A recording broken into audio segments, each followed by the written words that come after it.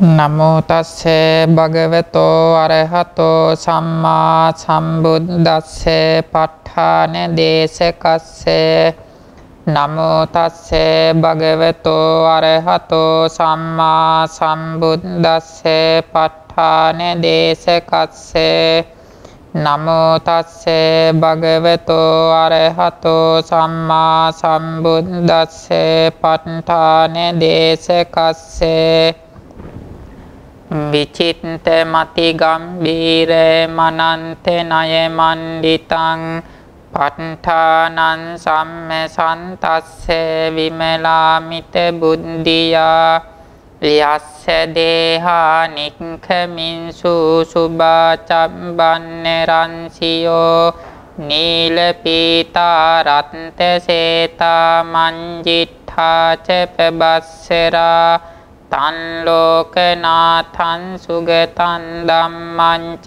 ජිනසේවිතං සංඝං නිරංගනං සෙට්ඨං නමාමි සිරසාදරං සාදු සාදු සාදු. සද්ධා බුද්ධි සම්පන්න වාසනාවන්ත පින්තුනි, ඒ භාග්‍යවත් වූ අරිහත් වූ දස බලධාරී සර්වඥ රාජෝත්තමයාණන් වහන්සේගේ සම්මා සම්බුද්ධ ශාසනයෙහි මුලින්ම අතුරුදහන් වීමට නියමිත ධර්මය තමයි ඒ අනන්ත ණය සමන්නාගත චතුවීසති සමන්ත ප ဋ ාණ ධර්ම දේශනාව. ඒ නිසා ඒ භාග්‍යවතුන් වහන්සේගේ ශාසනය තුල තියෙන ගැඹුරුම වූ අති විස්තර වූ හේතුඵල ධර්ම දේශනාව සම්බන්ධව තමයි අපි අධ්‍යයනය කරමින් අවධානය යොමු කරමින් පසු වෙන්නේ. පින්තුනි, මේ හේතුඵල ධර්මය ඉගෙන ගන්න පින්වතුන් විසින් විශේෂයෙන් දැනගත යුතු ධර්ම කාරණා කිහිපයක් සඳහන් වෙන ගාථා කිහිපයක් තියෙනවා. අපි මේ ගාථා ටික අධ්‍යයනය කරලා අපේ ධර්ම දැනුම දියුණු කරගනිමු.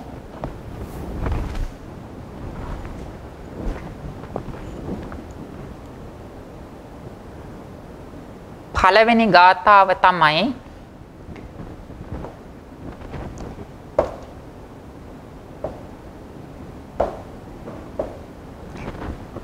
ගාථාව තමයි ඒවං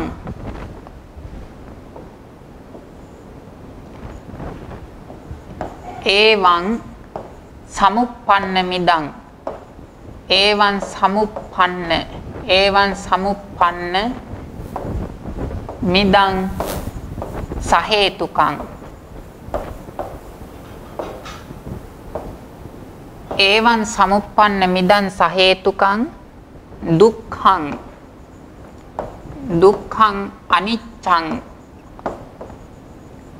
දුක්ඛං අනිච්චං ඡලමිත්තරද්දුවං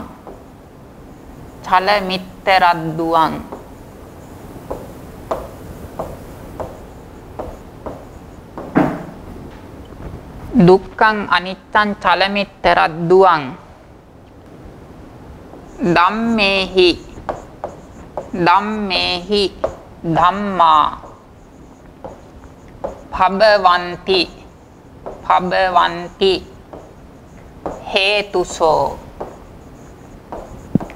ධම්මේහි ධම්මා භවන්ති හේතුසෝ නැහෙත්ත අත්තාව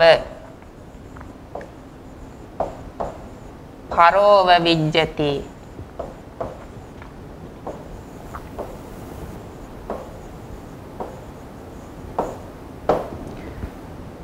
පින්තුනි, මේ ගාථාවේ අදහස තමයි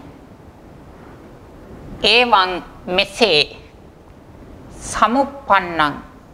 සමුප්පන්නං කියන්නේ හටගත්ත කියන එක, පහළ වෙච්ච කියන එක. සමුප්පන්නං ඉපදුනා වූ, හටගත්ත.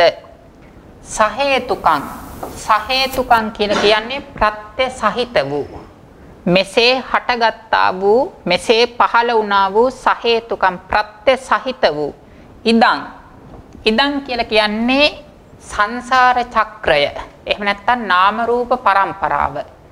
මෙසේ අවිද්‍යාදී ප්‍රත්‍ය නිසා හටගත්තා වූ ප්‍රත්‍ය සහිත වූ සහේතුකම් ප්‍රත්‍ය සහිත වූ ඉදන් මේ සංසාර චක්‍රය.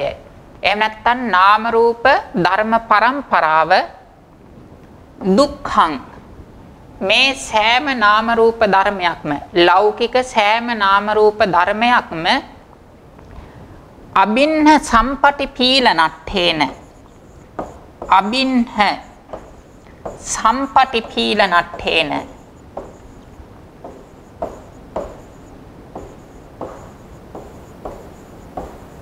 අබින්න සම්පටිපීලනට්ඨේන කියන්නේ අබින්න කියන්නේ නිරතුරුවම සම්පටිපීලනට්ඨේන කියන්නේ සත්වයා පෙළෙන අර්ථයෙන් නිරතුරුවම සත්වයා පෙළෙන අර්ථයෙන් අපේ මේ ජීවිතය තුල හටගන්න සෑම ලෞකික නාම රූප ධර්මයක්ම දුක්ඛං දුකයි. නිතරම අපිව පෙළෙන බැවින් මේ නාම රූප පරම්පරාව දුක්ඛ වූ ධර්ම පුඤ්ජයක්. එහෙම නැත්නම් දුක්ඛ දුක්ඛ සංඛාර දුක්ඛ විපරිණාම දුක්ඛ දුක්ඛ දුක්ඛ සංඛාර දුක්ඛ විපරිණාම දුක්ඛ කියන මේ තුන් ආකාර දුක්ඛයෙන් මේ නාම රූප ධර්ම සමූහය සත්වයාව පෙළපෙලා පවතින නිසා මේ නාම රූප ධර්ම දුක්ඛ ධර්ම සමූහයක් දුක්ඛ ධර්ම සමූහයක්. ඊළඟට අනිච්ඡං අනිච්ඡං කියන්නේ හුත්වා අභාවට්ඨේන අනිච්ඡං හුත්වා අභාවට්ඨේන අනිච්ඡං හුත්වා අභාවට්ඨේන අනිච්ඡං කියන්නේ ප්‍රත්‍ය නිසා හටගෙන බිඳිලා යන ධර්ම ටිකක්. ඒ නිසා මේ සංසාර චක්‍රේ හටගන්න සෑම පරමාර්ථ ධර්මයක්ම අනිත්‍ය වූ ධර්ම කොටසක්. හටගෙන නිරුද්ධ වෙලා යන නිසා අනිත්‍යයි. ඊළඟට ඡලං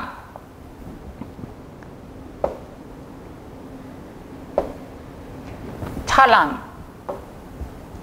ඡලං කියලා කියන්නේ මේ හටගත්ත නාම රූප ධර්මයන් විකාරයට පැමිණීම වශයෙන් වෙනස් වෙන සුළුයි. ස්ථාවර ගතියක් නැහැ. ඡලං කියන්නේ වෙනස් වෙන සුළුයි. විකාරයට පැමිණීම වශයෙන් වෙනස් වෙන සුළුයි. ඊළඟට ඉත්තරං ඉත්තරං කියන්නේ මේ හටගත්ත සෑම නාම රූප ධර්මයක්ම බොහෝම ස්වල්ප කාලයයි පවතින්නේ. ස්වල්ප කාලෙකින් බිඳිලා යන හින්දා ඉත්තරං කියලා කියනවා. ඊළඟට අද්දුවං අද්දුවං කියලා කියන්නේ මේ නාම රූප ධර්මයන්ගේ කිසිදු ධර්මයක් බොහෝ කාලයක් පැවතීමට හැකියාව තියෙන එකදු ධර්මයක් නැහැ. හටගන්න සියලුම නාම රූප ධර්ම ටික බොහෝම ස්වල්ප කාලයකින් විනාශයටපත් වෙලා යනවා. අද්දුවං කියන්නේ తాවකාලිකයි. මේ නාම රූප ධර්ම පරම්පරාව తాවකාලිකයි. ඒ නිසා අද්දුවං ධම්මේහි ධම්මා පබවಂತಿ හේතුසෝ මේ ධම්මේහි කියලා කියන්නේ අපි මේ ඉගෙන ගන්න ප්‍රත්‍ය ධර්මයන්ගෙන් අවිජ්ජා සංකාර විඥානාදී ප්‍රත්‍ය ධර්මයන්ගෙන් හෝ හේතු ආරම්මනාදී ප්‍රත්‍ය ධර්මයන්ගෙන් හේතුසෝ ප්‍රත්‍ය වීම වශයෙන් උපකාර වීම වශයෙන් ධම්මා කියලා කියන්නේ ප්‍රත්‍යෝත්පන්න ධර්මයන් හේතුව නිසා හටගන්න ධර්මයන් පබවಂತಿ හටගනිති පහළ වෙති ප්‍රත්‍ය ධර්මයන්ගෙන් ප්‍රත්‍යෝත්පන්න ධර්මයන් හටගනිති පහළ වෙති. එතකොට අපේ මේ ශරීරය තුල හටගන්න සියලුම චිත්ත චෛතසික රූප ධර්මයන් ප්‍රත්‍ය නිසා හටගන්න ඒවා. ඒ සියල්ලක්ම ප්‍රත්‍ය ධර්මයන්ගෙන් ප්‍රත්‍යෝත්පන්න ධර්මයන් හේතු ආදී ප්‍රත්‍ය ශක්ති වලින් හටගනිති. එත්ත කියලා කියන්නේ මේ නාම රූප ධර්ම පුඤ්ජයෙහි එහෙම නැත්නම් මේ සංසාර චක්‍රයෙහි මේ නාම රූප ධර්ම පරම්පරාවෙහි අත්තාවා කියලා කියන්නේ මම කියලා කෙනෙක් හෝ ආත්මයක් කියලා කෙනෙක් හෝ පරෝවා මෙතන ගාථා බන්ධනයේදී මේ වා කියන එක රස්ස වෙලා තමයි තියෙන්නේ. පරෝවා කියලා කියන්නේ අනුන් කියලා හෝ පුද්ගලයෙක් හෝ න විජ්ජති නැත මේ නාම රූප පරම්පරාවෙහි මම කියලා හෝ අනුන් කියලා හෝ සත්වයක් පුජ්‍යලයක් ආත්මයක් නැහැ. තියෙන්නේ මොනවද? ප්‍රත්‍ය ධර්ම නිසා හටගන්න ප්‍රත්‍යෝත්පන්න ධර්ම සමූහයක් විතරයි.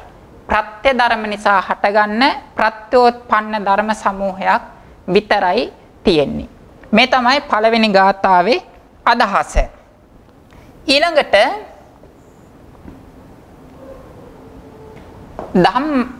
ධම්මා ධම්මේ සංජනන්ති ධම්මා ධම්මේ සංජනන්ති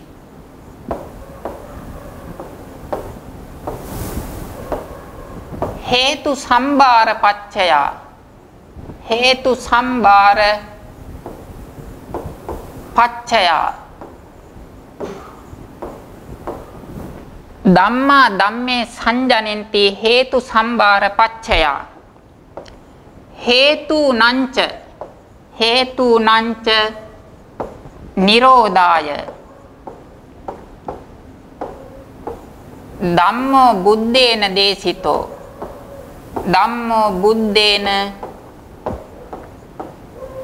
දේශිතෝ හේතුනංච නිරෝධාය ධම්මෝ බුද්දේන දේශිතෝ හේතුසු උපරුද්දේසු හේතුසු උපරුද්දේසු චින්නං වට්ටං නවට්ඨති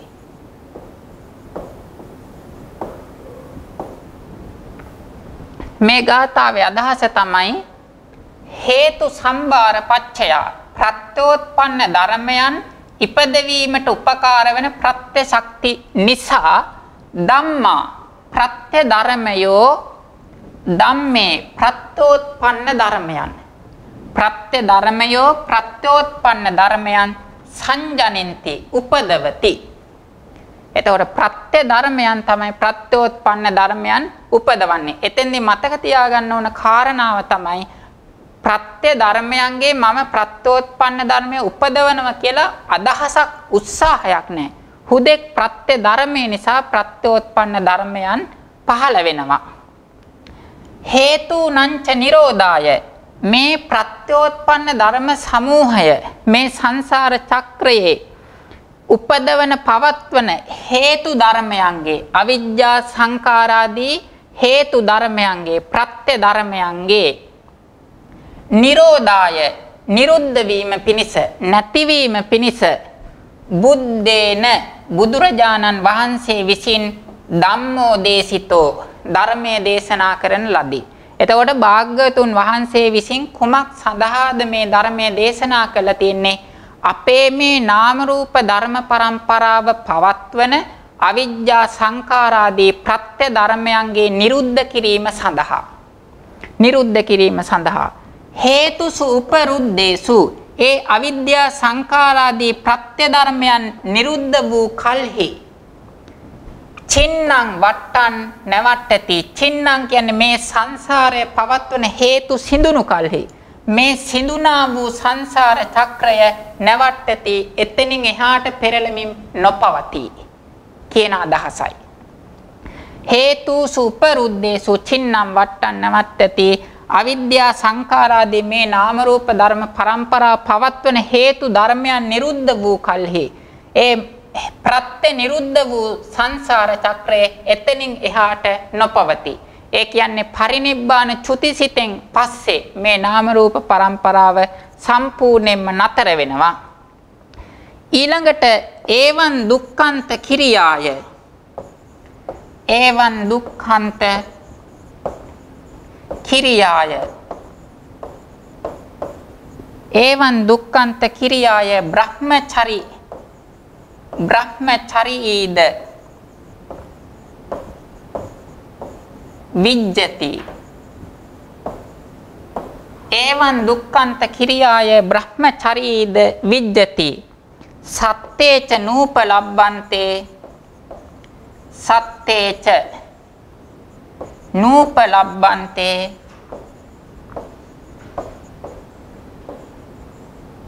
නේවුච්ඡේදෝ නසස්සතං නේවුච්ඡේදෝ නසස්සතං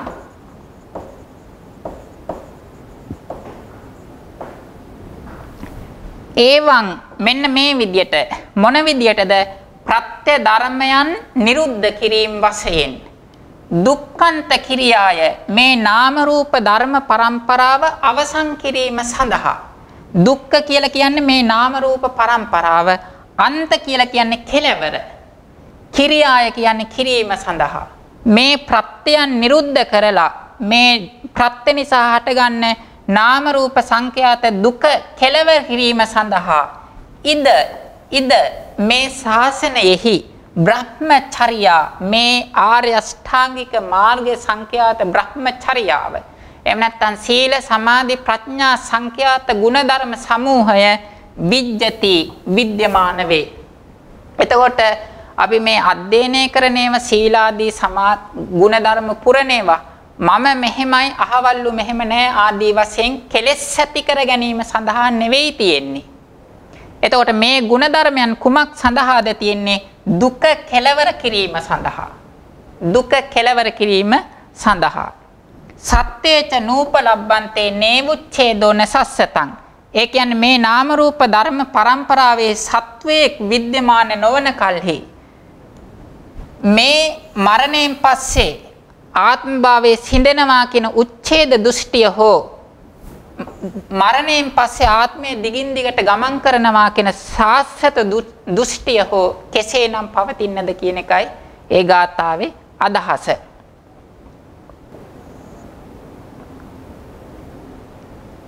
ඊළඟ ගාථාව තමයි භවචක්ක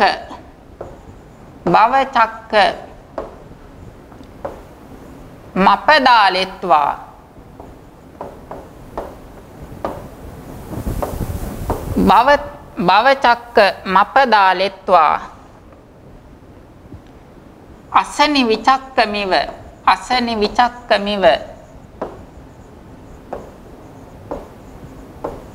භවචක්ක මපදාලෙත්වා අසනි විචක්කමිව නිච්ච නිම්මතනං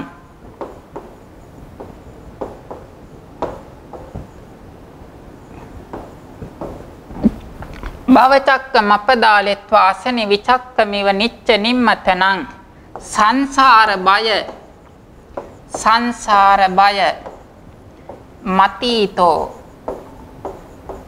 සංසාර බය මතීතෝ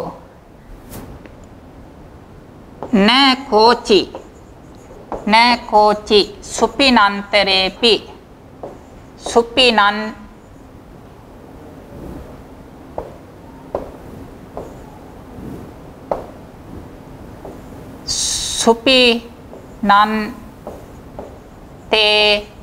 පයත්ති. මේ ගාථාවේ අදහස තමයි අසනි විචක්කමිව හරියට අකුණු සැරක් වගේ නිච්ච නිම්මතනං නිරතුරුවම සත්වයා පෙළමින් පවතිනා වූ අකුණු සැරක් වගේ නිරතුරුවම සත්වයා පෙළමින් පවතිනා වූ භවචක්කං මේ සංසාර චක්‍රය මේ ප්‍රත්‍ය නිසා හටගෙන පවතින හේතුඵල ධර්ම පරම්පරාව නාම රූප පරම්පරාව සංසාර චක්‍රය අපදාලෙත්වා කියන්නේ විනාශ නොකොට අපදාලෙත්වා කියන්නේ මේ සංසාර චක්‍රය විනාශ නොකොට සංසාර බයං මේ සංසාරික බය අතීතෝ ඉක්මු කෝචි කිසිම පුද්ගලයෙක් සුපිනන්තේපි සිහිනෙන්වත් න අත්ති නැත. එතකොට මේ සංසාර බය ඉක්මවන්නට ඕන නම් මේ නාම රූප පරම්පරාව පවත්වන අවිද්‍යා සංඛාර ආදී ප්‍රත්‍ය ධර්මයන් විනාශ කළ මේ සංසාර චක්‍රය සිඳින්නට ඕන. මේ සංසාර චක්‍රය දිගින් දිගට පෙරලෙන එක සිඳින්නේ නැතුව මේ සසර බය ඉක්ම වූ කෙනෙක් සිහිනකින්වත් විද්‍යමාන වෙන්නේ.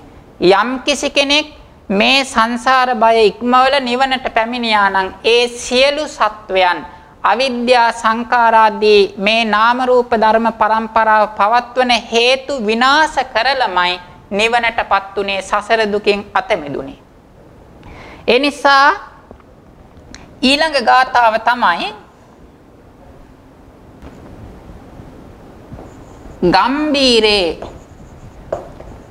ගම්බීරේ පච්චයාකාර ගම්බීරේ පච්චයාකාර භබේදේ ගම්බීරේ පච්චයාකාර භබේදේ ඉද පණ්ඩිතෝ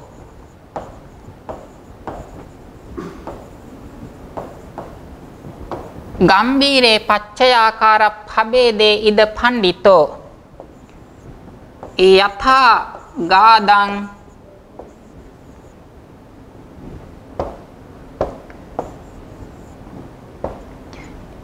යථා ගාදං ලබේතේව මනුයුඤ්ජේ සදා සතෝ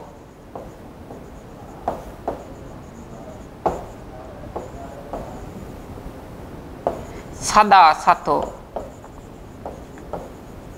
එතකොට මේ සංසාර චක්‍රයේ අවිද්‍යාදී ධර්ම සිඳින්නේ නැතුව සසර දුකෙන් අත මිදින්න බැරි නිසා මේ සංසාර චක්‍රය සිඳීමට කල යුතු ප්‍රතිපදාව මේ ගාථාවෙන් දක්වනවා.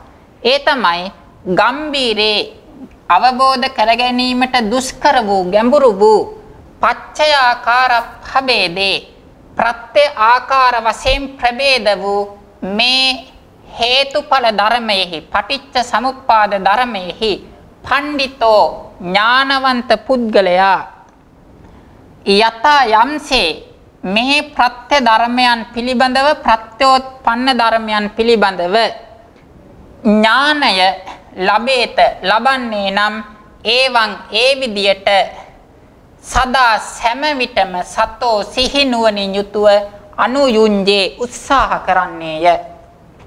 එතකොට මේ සංසාර චක්‍රයේ සිඳීමට කල යුතු ප්‍රතිපදාව තමයි මේ ගැඹුරු වූ ප්‍රත්‍ය ආකාර ප්‍රභේද වූ පටිච්ච සමුප්පාද ධර්මෙහි ඥානවන්ත පුද්ගලයා යම් ආකාරයකින් ඒ ධර්මයන් පිළිබඳව ඥානය උපදිනව නම් ඒ ආකාරයෙන් සෑම විටම උත්සාහ කරන්නේය කියන අදහසයි ඒ ගාථාවේ දැක්වෙන්නේ. ගම්බීරේ පච්චයාකාර භබේදේ ඉද පණ්ඩිතෝ යථා ගාදං ලබේතේව මනුයුඤ්ජේ සදා සතෝ. එතකොට ඊළඟට දක්වනවා මේ පටිච්ච සමුප්පාද ධර්මයේ එහෙම නැත්නම් සූවිසි ප්‍රත්‍ය ධර්මයන්හි ප්‍රඥාව ලැබීමට අනුගමනය කළ යුතු ප්‍රතිපදාව. ඒ තමයි පරියත්ති සවන චින්තන පරියත්ති සවන චින්තන පටිපත්තික්කමතෝ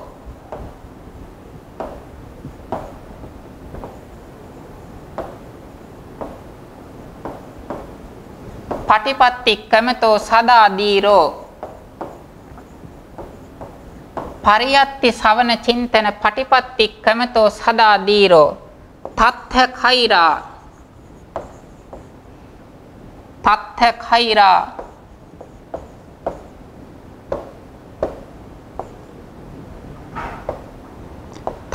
khairaa නහඤ්ඤං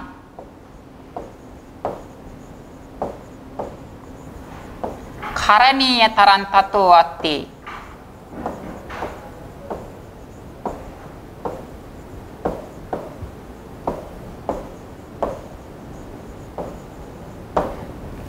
එතකොට මේ සූවිසි ප්‍රත්‍ය ධර්මයන් පිළිබඳව පටිච්ච සමුප්පාද ධර්මයන් පිළිබඳව තමන්ගේ సంతානය තුල ප්‍රඥාව උපදවා ගැනීම සඳහා කළ යුතු කාරණා හතරක් මේ ගාථාවේ දක්වලා තියෙනවා. පළවෙනි කාරණාව තමයි පරියත්ති. පරියත්ති කියලා කියන්නේ මේ ධර්ම දේශනාව ඉගෙන ගැනීමෙහි යෙදීම. දෙවෙනි කාරණාව තමයි ශ්‍රවණ. මේ ධර්ම දේශනාව ඇසීම. තුන්වෙනි කාරණාව තමයි චින්තන. චින්තන කියන්නේ මේ ධර්ම දේශනාවෙහි නැවත නැවත ප්‍රත්‍යවේක්ෂා කිරීම වශයෙන් කල්පනා කිරීම වශයෙන් නිරත වීම. හතරවෙනි කාරණාව තමයි පටිපත්තික්කමතෝ. පටිපත්තික්කම කියලා කියන්නේ විදර්ශනා භාවනාවෙහි යෙදීම් වශයෙන් දීරෝ ඥානවන්ත පුද්ගලයා විසින් සදා සෑම විටම මේ පටිච්ච සමුප්පාද ධර්මයේහි උත්සාහ කරන්නේය. තතෝ මේ හේතුඵල ධර්මය ඉගෙන ගැනීම, ඇසීම, ඒවා පිළිබඳව කල්පනා කිරීම, විදර්ශනා භාවනාවෙහි යෙදීම කියන මෙන්න මේ කාරණා වලින් අඤ්ඤං අන්‍ය වූ කරණීය තරම් විශේෂයෙන් සිදු කළ යුතු කෘත්‍යයක් මේ බුද්ධ ශාසනයෙහි න අත්හි නැත්තේය. එතකොට මේ බුද්ධ ශාසනයෙහි තියෙන ප්‍රධානම කෘත්‍යය තමයි මේ හේතුඵල ධර්ම දේශනාව ඉගෙන ගැනීම, ඇහුම්කන් දීම, එහි කල්පනා කිරීමෙහි යෙදීම, විදර්ශනා භාවනාවෙහි යෙදීම. මේ දේවල් වලින් අන්‍ය වූ කළ යුතු විශේෂ කෘත්‍යයක් මේ ශාසනයේ विद्यमान වෙන්නේ නැහැ කියන එක තමයි ඒ ගාථාවේ අදහස. එහෙමනම් ওই ධර්ම කරුණ ටිකත් මතක තියාගන්නට ඕන. අපි ගිය සතියේ කතා කරමින් හිටියේ අනන්තර ප්‍රත්‍ය පිළිබඳව. එතකොට ඒකදී අපි කතා කරා අනන්තර ප්‍රත්‍ය වර්ගයේ ප්‍රත්‍ය හතක් තියෙනවා. ඒ තමයි අනන්තර, අනන්තර උපනිස්සය, අනන්තර සමනන්තර, අනන්තර උපනිස්සය, ආසේවන, කම්ම, නත්ති, විගත කියන ප්‍රත්‍ය හත. එතකොට මේ ප්‍රත්‍ය හතේදී අපි අනන්තර ප්‍රත්‍ය තමයි කතා කරමින් හිටියේ. ඒ අනන්තර ප්‍රත්‍යයේදී අපි පඤ්හා වාරය පිළිබඳව තමයි සාකච්ඡා කරමින් හිටියේ. එතකොට එතෙන්දී අපි කුසලෝ ධම්මෝ කුසලස්ස ධම්මස්ස අනන්තර පච්චේන පච්චයෝ කියන කොටස පහුගිය දවස්වල කතා කරලා අවසන් කරා. ඒ වගේම කුසලෝ ධම්මෝ අභ්‍යාකතස්ස ධම්මස්ස අනන්තර පච්චේන පච්චයෝ කියන කොටසත් කතා කරලා අවසන් කරා.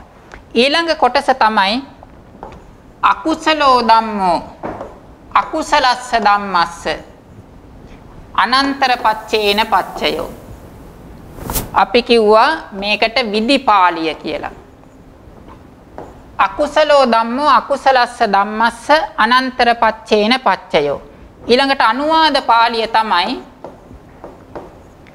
පුරිමා පුරිමා පුරිමා පුරිමා අකුසල ඛණ්ඩා පුරිමා පුරිමා අකුසල ඛණ්ඩා පච්චිමානං පච්චිමානං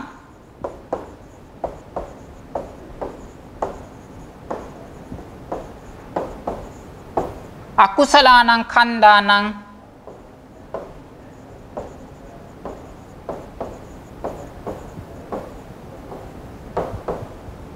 අනන්තර පච්චේන පච්චයෝ. ඒ තමයි අනුවාද පාළිය. අකුසලෝ ධම්මෝ අකුසලස්ස ධම්මස්ස අනන්තර පච්චේන පච්චයෝ. ඒකේ අදහස තමයි අකුසල ධර්මය අකුසල ධර්මයට අනන්තර ප්‍රත්‍ය ශක්තියෙන් උපකාරක වේ. අනුවාද පාළිය තමයි පුරිමා පුරිමා අකුසල ඛණ්ඩා పూర్ව අකුසල චිත්තුප්පාදේ අකුසල ස්කන්ධයෝ පච්චිමානං පච්චිමානං අකුසලානං ඛණ්ඩානං පසුව උපදින අකුසල චිත්තුප්පාදයට පසුව උපදින අකුසල ස්කන්ධයන්ට අනන්තර ප්‍රත්‍ය ශක්තියෙන් උපකාරක වේ කියන එකයි මේකේ අදහස. අපි ප්‍රායෝගිකව කොහොමද වෙන්නේ කියලා බැලුවොත් අපි සංගීතයක් අහනවා. එහෙම නැත්නම් චිත්‍රපටය ආදී ලෞකික ආස්වාදය ලැබෙන දෙයක අපි නිරත වෙනවා. ඒ වෙනාවේදී අපි යම්කිසි අලංකාර දෙයක් බැලීමෙහි නිරත වෙන අවස්ථාවකදී අපේ సంతානය තුළ මේ විදියට සිත පහළ වෙනවා. අතීත භවංග, භවංග චලන, භවංග උපච්ඡේද, පංචද්වාර ආවජ්ජන, චක්කු විඥාන, සම්පටිච්ඡන, සම්ථීරණ, වොත්තපන, ඊළඟට ජවන සිත් 7ක්. ජවන සිත් 7ක් පහළ වෙනවා.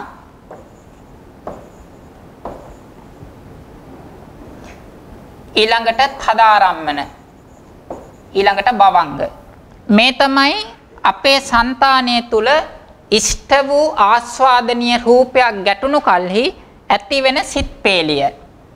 එතෙන්දී අපි යම්කිසි රූපයක ලෝභය උපදවා ගත්තොත්, එහෙම නැත්නම් අපි හිතමුකෝ දැන් අපි තරහකාරයෙක් අපේ ඉස්සරහට හම්බ වෙනවා.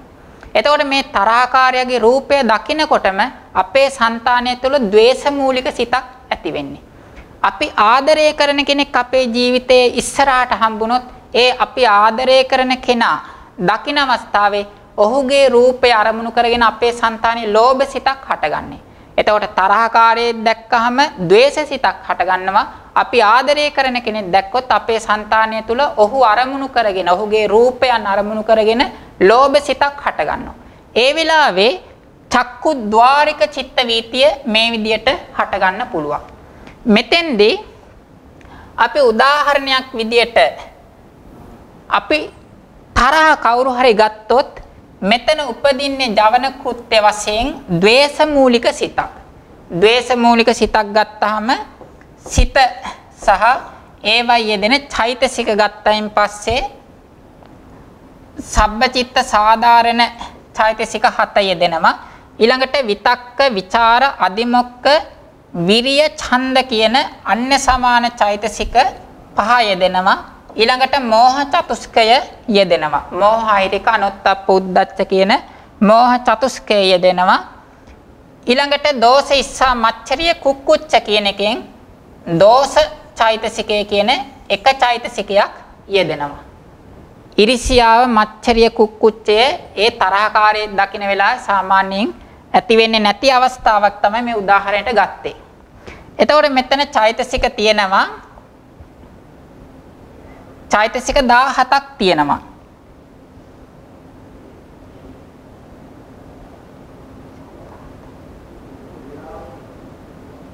හරි නේද? ද්වේෂයත් එක්ක 18යි නේ.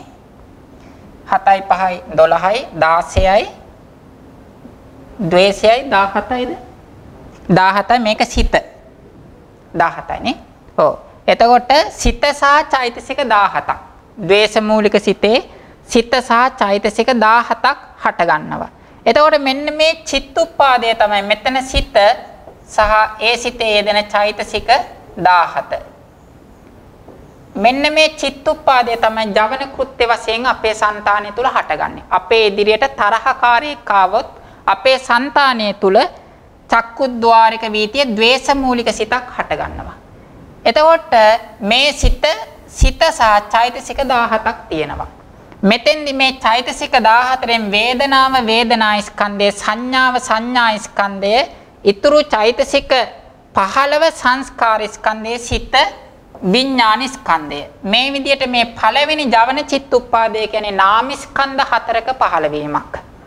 එතකොට මෙතන පුරිමා අකුසල කන්දා කිව්වේ මෙන්න මේ පළවෙනි ජවන චිත්තුප්පාදයේ තුල තියෙන නාම ස්කන්ධ 4. වේදනා සංඥා සංකාර විඥාන කියන නාම ස්කන්ධ 4. පච්චිමානං අකුසලානං කන්දානං කිව්වේ පසුව උපදින ජවන චිත්තුප්පාදයට. එතකොට එතනත් මේ වගේ ස්කන්ධ 4ක් තියෙන්නේ. එතකොට මේ పూర్ව ජවන චිත්තුප්පාදයේ තියෙන අකුසල නාම ස්කන්ධ 4 අනතුරුව උපදින ජවන චිත්තුප්පාදයේ ඇති නාම ස්කන්ධ 4ට අනන්තර ප්‍රත්‍යයෙන් ප්‍රත්‍ය වෙනවා. මේ සිතේ තියෙන නාම ස්කන්ධ 4 මේ සිතේ හටගන්න නාම ස්කන්ධ 4ට අනන්තර ප්‍රත්‍යයෙන් ප්‍රත්‍ය වෙනවා. ඒ විදිහට අවසාන ජවනයේ තෙක් పూర్ව අකුසල චිත්තුප්පාදේ පුරිමා අකුසල කන්දා పూర్ව අකුසල ස්කන්ධයෝ පච්චිමානං අකුසලානං කන්දානං කියන්නේ පසුව උපදින අකුසල ස්කන්ධයන්ට අනන්තර ප්‍රත්‍යයෙන් උපකාර වෙනවා කියන එකයි අදහස. ඒකෙදි දැනගන්නට ඕන විශේෂ කරුණක් තියෙනවා. ඒ තමයි අකුසල සිත් 12 ගත්තහම මේක ප්‍රත්‍ය වෙන්නේ දැන් සෝමනස්ස සාගත දිට්ඨිගත සම්පයුත් අසංකාරික චිත්තුප්පාදය ගත්තොත් ඒක අනන්තර ප්‍රත්‍ය වෙන්නේ ඒ සිතටමයි. දැන් පළවෙනි ජවනයේ විදියට සෝමනස්ස සාගත දිට්ඨිගත සම්පයුත් අසංකාරික සිත ඇති වුණොත් දෙවෙනි ජවනයේ විදියට උපදින්නේ ඒ සිතමයි, වෙන සිතක් ඇති වෙන්නේ. තුන්වෙනි ජවනයේ විදියට උපදින්නේ ඒ සිතමයි, වෙන සිතක් උපදින්නේ. එතකොට අකුසල සිත් 12 ගත්තාම පළවෙනි සිත අනන්තර ප්‍රත්‍යයෙන් ප්‍රත්‍ය වෙන්නේ පළවෙනි සිතට පමණයි. පළවෙනි අකුසල සිත අනන්තර ප්‍රත්‍යයෙන් ප්‍රත්‍ය වෙන්නේ පළවෙනි සිතට පමණයි. දෙවෙනි අකුසල සිත අනන්තර ප්‍රත්‍යයෙන් ප්‍රත්‍ය වෙන්නේ දෙවෙනි අකුසල සිතට පමණයි. දෙවෙනි අකුසල සිත කිව්වේ සෝමනස්ස සහගත දිට්ඨිගත සංපයුත සසංකාරික සිත. මේ විදියට අකුසල චිත්තුප්පාද 12 ගත්තාම ඒවා අනන්තර ප්‍රත්‍යයෙන් ප්‍රත්‍ය වෙන්නේ තමන්ට පසුව උපදින ඒ අකුසල සිතටමයි. දැන් සෝමනස්ස සහගත දිට්ඨිගත සංපයුත් අසංකාරික අකුසල සිත කිසිම දවසක ඉතිරි අකුසල සිත් 12ට අනන්තර ප්‍රත්‍යයෙන් ප්‍රත්‍ය වෙන්නේ නැහැ. දෝමනස්ස සහගත පටිඝ සංපයුත් අසංකාරික අකුසල චිත්තුප්පාදය අනිත් අකුසල සිත් 12ට කිසිම දවසක අනන්තර ප්‍රත්‍යයෙන් ප්‍රත්‍ය වෙන්නේ නැහැ. එතකොට අකුසල සිත් 12 ගත්තාම ඒ සිත එම සිතටම තමයි අනන්තර ප්‍රත්‍යයෙන් ප්‍රත්‍ය වෙන්නේ. ඒ කියන්නේ ධර්ම වශයෙන් කිව්ව නෙවෙයි නම් වශයෙන් එකයි. එතකොට ඒ කාරණාවත් දැනගන්නට ඕන. ඒ තමයි අකුසලෝ ධම්මෝ අකුසලස්ස ධම්මස්ස අනන්තර පච්චේන පච්චයෝ කියන එක. ඊළඟ වාක්‍යය තමයි අකුසලෝ ධම්මෝ අභ්‍යාකතස්ස ධම්මස්ස අනන්තර පච්චේන පච්චයෝ. අකුසල ධර්මය අභ්‍යාකත ධර්මයට අනන්තර ප්‍රත්‍යයෙන් ප්‍රත්‍ය වේ. එතකොට අභ්‍යාකත කිව්වයින් පස්සේ විපාක සහ ක්‍රියා. මේව තමයි අභ්‍යාකත චිත්තුප්පාද. එතකොට අකුසල ධර්මය අභ්‍යාකත ධර්මයන්ට අනන්තර ප්‍රත්‍යයෙන් ප්‍රත්‍ය වේ කියනකොට ඒකේ අනුවාද පාළිය තමයි අකුසලං වුට්ටානස්ස අනන්තර පච්චේන පච්චයෝ. අපි කලින් දවසේ කතා කරා වුට්ටාන කියන එකෙන් පංච විඥාන තදාරම්මන භවංග චුති කියන මේ ධර්ම හතරම ගන්නම කියලා. අකුසල නාමස්කන්ධයන් වුට්ටානයට අනන්තර ප්‍රත්‍යයෙන් ප්‍රත්‍ය වේ. එතකොට මෙතන කාම භවය ගත්තොත් හත්වෙනි ජවන සිතට පස්සේ පළවෙනි තදාරම්මන සිත හට ගන්න පුළුවන්. අපි චිත්ත වීතියක් ගත්තොත් ජවන සිත් 7ක් තියෙනවා චිත්ත වීතියක සාමාන්‍යයෙන්. හත්වෙනි ජවන සිත ගත්තොත් තදාරම්මන තියෙන චිත්ත වීතියක නම් හත්වෙනි ජවන සිත ඊළඟට ඇති වෙන තදාරම්මන සිතට අනන්තර ප්‍රත්‍යයෙන් ප්‍රත්‍ය වෙනවා. එතකොට අකුසලං කිව්ව හත්වෙනි ජවන චිත්තුප්පාදය, වුට්ටානස්ස කිව්වේ පළවෙනි තදාරම්මන චිත්තුප්පාදය. එතකොට හත්වෙනි ජවන චිත්තුප්පාදය පළවෙනි තදාරම්මන චිත්තුප්පාදයට අනන්තර ප්‍රත්‍යයෙන් ප්‍රත්‍ය වෙනවා. එතකොට හත්වෙනි ජවනේ අකුසල ධර්මයක් පළවෙනි තදාරම්මන සිත අභ්‍යාකත ධර්මයක්. ඒ කියන්නේ විපාක සිතක්. ඒ වගේම ජවනයේට අනතුරුව භවාංග සිතක් ජවනයේට අනතුරුව තදාරම්මන නැතුව කෙලින්ම භවාංග සිත ඇති වෙන චිත්ත වීති තියෙනවා. එහෙම වුණොත් අකුසලං කියන්නේ හත්වෙනි ජවන චිත්තුප්පාදය ඊළඟට ඇති වෙන භවංග සිතට අනන්තර ප්‍රත්‍යයෙන් ප්‍රත්‍ය වේ. එතකොට තදාරම්මන සිතයි භවංග සිතයි දෙකම කාමාවචර භවයේදී ගන්න පුළුවන්. ඒ වගේම ජවනයේට අනතුරුව සමහර වෙලාවට චුතිසිත ඇති වෙන්න පුළුවන් අවස්ථා තියෙනවා.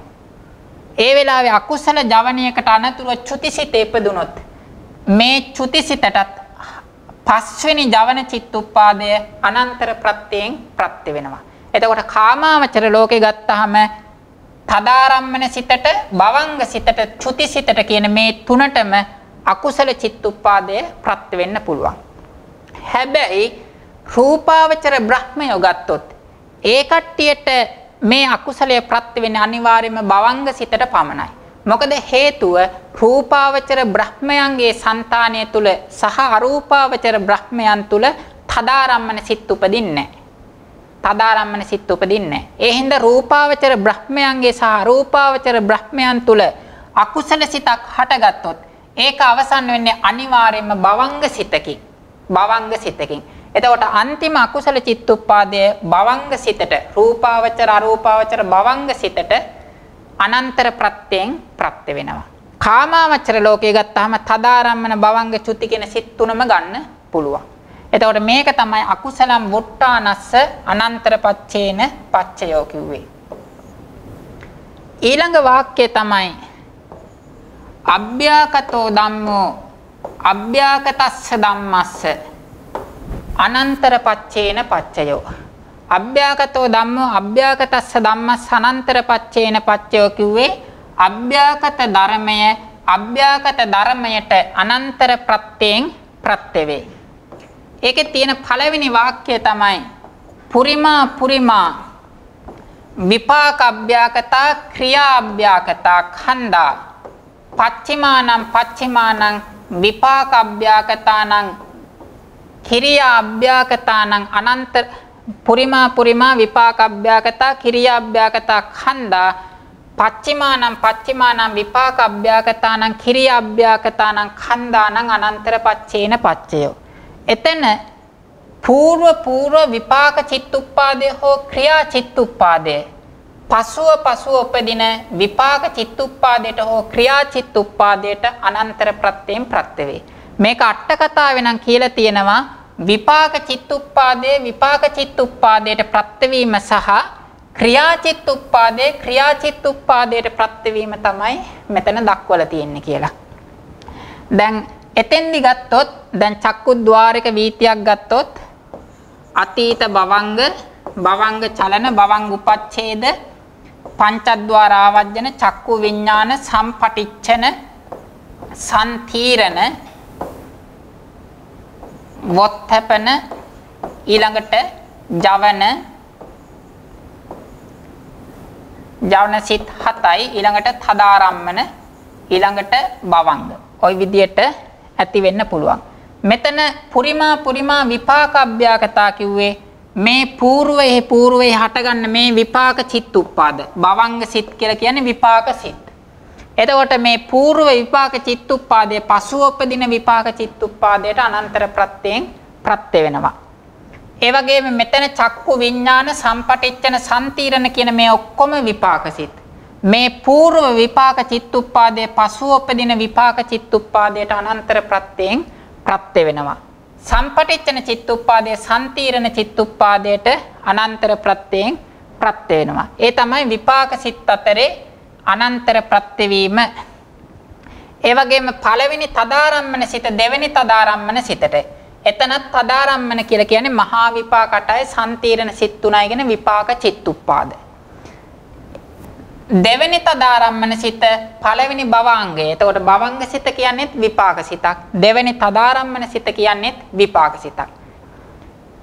දැන් මෙතන ජවනය ගත්තයින් පස්සේ මෙතන රහතන් වහන්සේ කෙනෙක් නම් මෙතන ක්‍රියාසිතක් හටගන්නේ. එහෙම වුණොත් මේ పూర్ව ක්‍රියාසිත පසුව උපදින ක්‍රියාචිත්තුප්පාදයට අනන්තර ප්‍රත්‍යයෙන් ප්‍රත්‍ය වෙනවා. දෙවෙනි ක්‍රියාසිත තුන්වෙනි ක්‍රියාචිත්තුප්පාදයට අනන්තර ප්‍රත්‍යයෙන් ප්‍රත්‍ය වෙනවා. එතකොට මේකේ අදහස තමයි పూర్ව විපාක චිත්තුප්පාදය හෝ ක්‍රියා චිත්තුප්පාදය පසුව උපදින විපාක චිත්තුප්පාදයට හෝ ක්‍රියා චිත්තුප්පාදයට අනන්තර ප්‍රත්‍යයෙන් ප්‍රත්‍ය වේ කියන එකයි. එතකොට චිත්ත වීති අධ්‍යයනය කරායින් පස්සේ යම් තැනක විපාක සිත් දෙකක් තියෙනම් පළවෙනි විපාක සිත ඊළඟ විපාක සිතට අනන්තර ප්‍රත්‍යයෙන් ප්‍රත්‍ය වෙනවා. යම් තැනක ක්‍රියාසිත දෙකක් තියෙනම් පළවෙනි ක්‍රියාසිත ඊළඟ ක්‍රියාසිතට අනන්තර ප්‍රත්‍යයෙන් ප්‍රත්‍ය වෙනවා. එතකොට මේ තමයි පළවෙනි වාක්‍යය.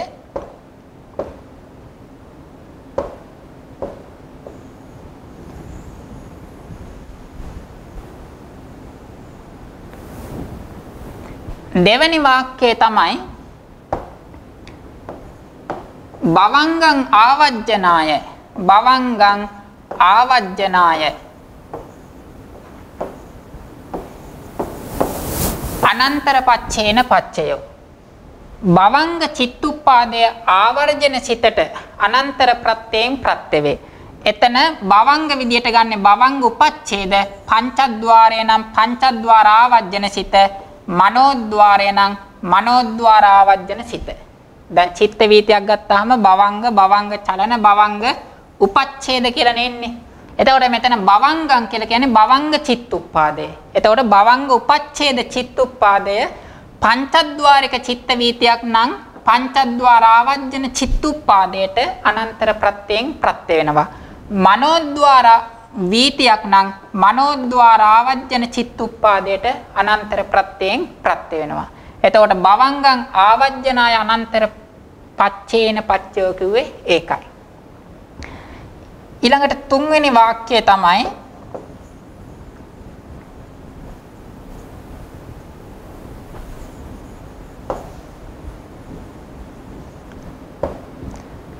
කිරියං වුට්ටානස්ස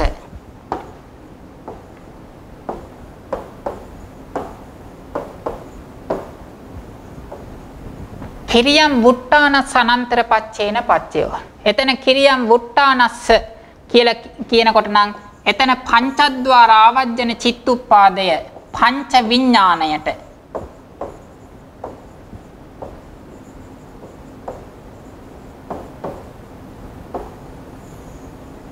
ඒ කියන්නේ පංචද්වාරික චිත්ත වීතිවල පංචද්වාරාවජ්ජන සිත චක්කු විඥාන සෝත ගාන જીවහා කාය කියන මේ විඥාන පහටම අනන්තර ප්‍රත්‍යයෙන් ප්‍රත්‍ය වෙනවා. අපි කලින් කිව්වනේ වුට්ටාන කියන නමින් පංච විඥානියත් ගන්නවා කියලා. එතකොට මෙතන පංචද්වාර ආවජ්ජන ක්‍රියාසිත පංච විඥාණයට අනන්තර ප්‍රත්‍යයෙන් ප්‍රත්‍ය වෙනවා. ඒ වගේම රහතන් වහන්සේලාගේ ක්‍රියාජවන් සිතක් හටගත්තොත් හත්වෙනි ජවන සිත පළවෙනි තදාරම්මණයට හෝ ඊළඟට භවංගයට හෝ චුතිසිතට ප්‍රත්‍ය වෙන්න පුළුවන්. ඒ හැමතැනම ක්‍රියාචිත්තුප්පාදය මේ කිරියම් වුට්ටානස්ස කියන්නේ තදාරම්මන සිතට හෝ භවංග සිතට හෝ චුතිසිතට ප්‍රත්‍ය වෙන්න පුළුවන්.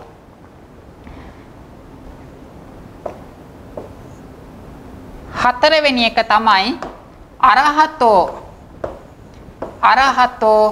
අනුලෝමං අරහතෝ අනුලෝමං ඵල සමාපත්තිය අරහතෝ අනුලෝමං ඵල සමාපත්තිය අනන්තර පච්චේන පච්චයෝ. මෙතන අරහතෝ කියන්නේ රහතන් වහන්සේගේ අනුලෝමං කියන්නේ අනුලෝම ජවන සිත පළවෙනි ඵලසිතට අනන්තර ප්‍රත්‍යයෙන් ප්‍රත්‍ය වේ. එතකොට චිත්ත වීතියෙන්දොත් භවංග චලන භවංග උපච්ඡේද මනෝද්වාර ආවජ්ජන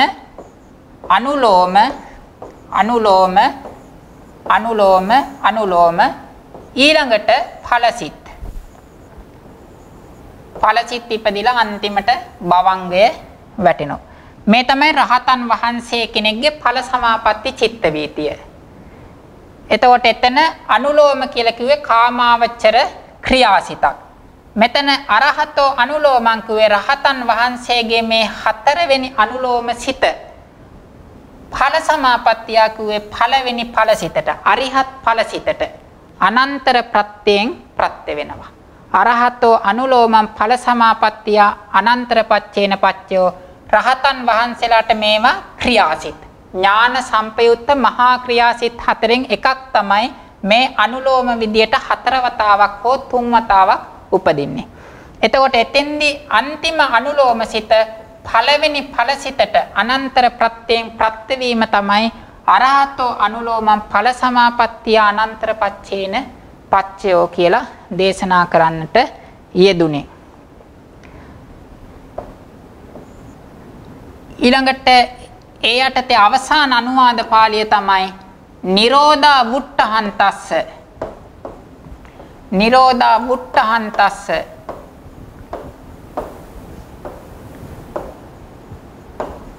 නිරෝධා වුට්ටහන්තස්ස නේව සංඥා නා සංඥායතන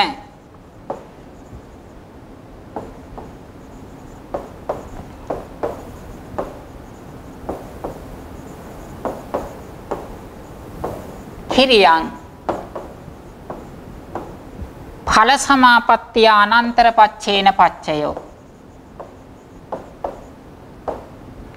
එතකොට නිරෝධා වුට්ටහන්තස්ස කියන්නේ නිරෝධ සමාපත්තියෙන් නැගී සිටින්නහුගේ නේව සංඥා නා සංඥායතන ක්‍රියාචිත්තුප්පාදය අනතුරුව හටගන්න ඵලසිතට අනන්තර ප්‍රත්‍යයෙන් ප්‍රත්‍ය වෙනවා. අපි නිරෝධ සමාපatti චිත්ත වීතියෙන්දොත් භවංග චලන භවංග උපච්ඡේද මනෝද්වාර ආවජ්ජන පරිකර්ම උපචාර අනුලෝම ගෝත්‍ර භූ ඊළඟට මෙතන නේව සංඥා නා සංඥායතන ධානසිත දේවතාවක් ඇති වෙලා මෙතන චිත්ත චෛතසික චිත්තජ රූප නිරුද්ධ වෙනවා. අන්තිමට ඵලසිත එකවරක් ඇති වෙලා ඊළඟට භවංග සිත ඇති වෙනවා. මේ තමයි නිරෝධ සමාපatti චිත්ත වීතිය. මේ චිත්ත වීතිය රහතන් වහන්සේ කෙනෙක්ගේ චිත්ත වීතියක්. හේතුව තමයි නේව සංඥා නා සංඥායතන කිරිය.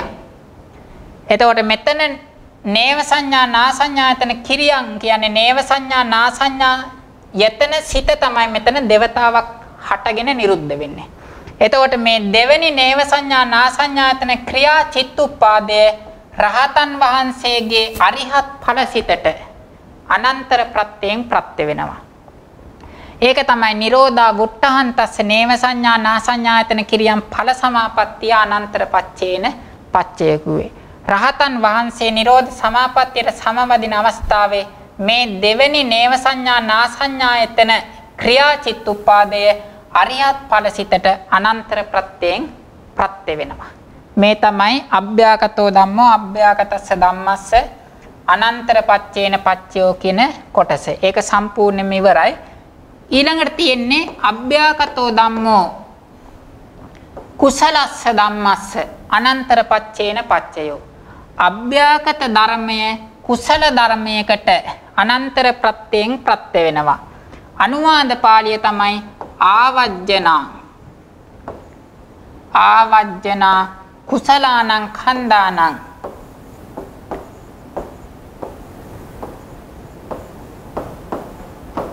අනන්තර පච්චේන පච්චයෝ.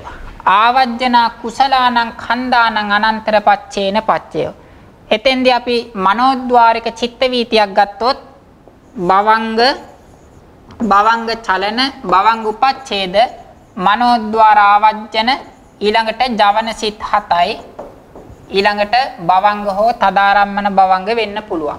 එතන ආවජ්ජනා කිව්වේ මේ මනෝද්වාර ආවජ්ජන චිත්තුප්පාදයට. කුසලානං ඛණ්ඩානං කිව්වේ පළවෙනි කුසල චිත්තුප්පාදයට. අපි බුදුරජාණන් වහන්සේට හෝ වැඩිහිටි ස්වාමීන් වහන්සේලාට වන්දනා කරන අවස්ථාවකදී අපේ මනෝද්වාරයේහි සෝමනස්ස සාගත ඥාන සම්පයුත් අසංකාරික සිතක් හටගත්තොත් ඒ පළවෙනි සිතේ මෙතන තියෙනවා නාමස්කන්ධ 4ක්. ඒ වෙලාවේ සිත සහ ඒ සිතේ යෙදෙන චෛතසික 33යි. මේ සිත සහ ඒ සිතේ යෙදෙන චෛතසික 33 තමයි ජවන කෘත්‍යයෙන් හටගන්නේ. ඒක ස්කන්ධ වලට බෙදුවයින් පස්සේ ස්කන්ධ 4යි. මෙතන ආවජ්ජනා කියලා කියන්නේ මනෝද්වාර ආවජ්ජන චිත්තුප්පාදය පළවෙනි කුසල චිත්තුප්පාදයට අනන්තර ප්‍රත්‍යයෙන් ප්‍රත්‍ය වේ කියන එකයි. පංචද්වාරික චිත්ත වීතියක් ගත්තොත් වොත්තපන විදියට හටගන්නේ. මේ වොත්තපන විදියට හටගන්නේත් මනෝද්වාර ආවජ්ජන සිතමයි. ඒක පළවෙනි කුසල ජවනයක් යෙදිච්ච අවස්ථාවක වොත්තපන සිත පළවෙනි ජවන චිත්තුප්පාදයට අනන්තර ප්‍රත්‍යයෙන් ප්‍රත්‍ය වෙනවා. එතකොට පංචද්වාරික හැම වීතියකම වොත්තපනයට පස්සේ කුසලයක් ඇති වුණොත් වොත්තපනය ආවජ්ජනා කුසලානං ඛණ්ඩානං කියන්නේ පසුව උපදින කුසල චිත්තුප්පාදයට අනන්තර ප්‍රත්‍යයෙන් ප්‍රත්‍ය වේ. මනෝද්වාරික වීතියක් ගත්තොත් මනෝද්වාර ආවජ්ජන සිත පළවෙනි ජවන කුසල ජවන චිත්තුප්පාදයට අනන්තර ප්‍රත්‍යයෙන් ප්‍රත්‍ය වේ කියන එකයි ඒකේ අදහස. ඊළඟට අවසාන වාක්‍යය තමයි අභ්‍යාකතෝ ධම්මෝ අකුසලස්ස ධම්මස්ස අනන්තර පච්චේන පච්චයෝ. අභ්‍යාකත ධර්මය අකුසල ධර්මයට අනන්තර ප්‍රත්‍යයෙන් ප්‍රත්‍ය වේ. අනුවාද පාළිය තමයි ආවජ්ජනා අකුසලානං ඛණ්ඩානං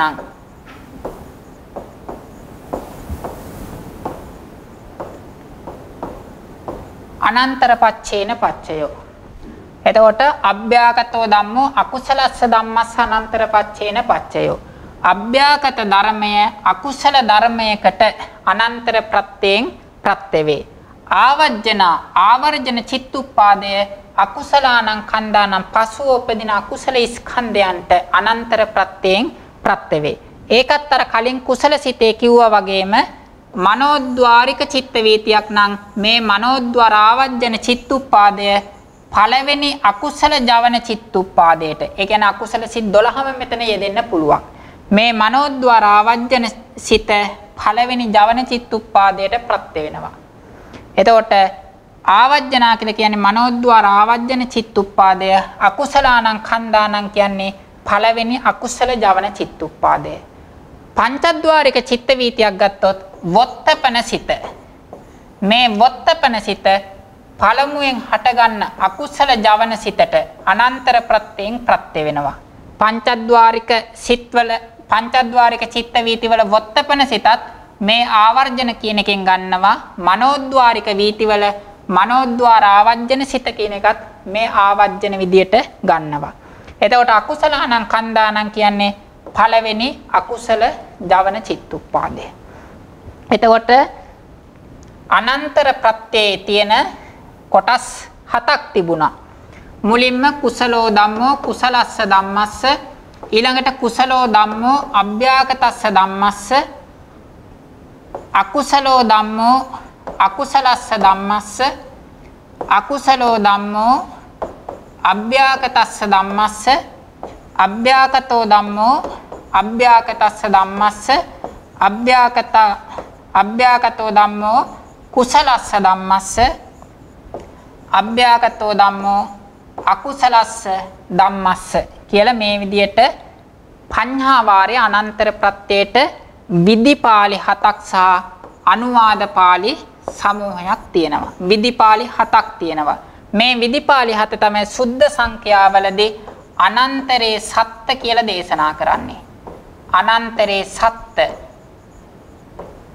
අනන්තරේ සත්ත්‍ය කියලා කියන්නේ අනන්තර ප්‍රත්‍යෙහි මේ විදියට විදිපාලි 7ක් තියෙනවා කියන එක තමයි ඒකේ අදහස.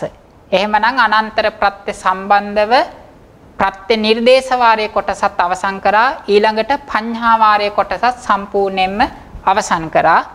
එතෙන්දී අනන්තර ප්‍රත්‍ය වර්ගය ගත්තයින් පස්සේ අපි ප්‍රත්‍ය 7ක් කිව්වා. අනන්තර, සමානන්තර, අනන්තර උපනිස්සය,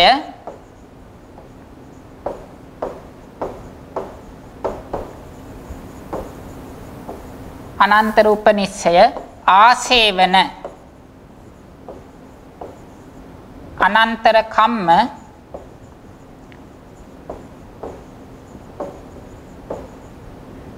නත්ථි විගත. මේ විදියට අනන්තර ප්‍රත්‍ය වර්ගයේ ප්‍රත්‍ය 7ක් තියෙනවා.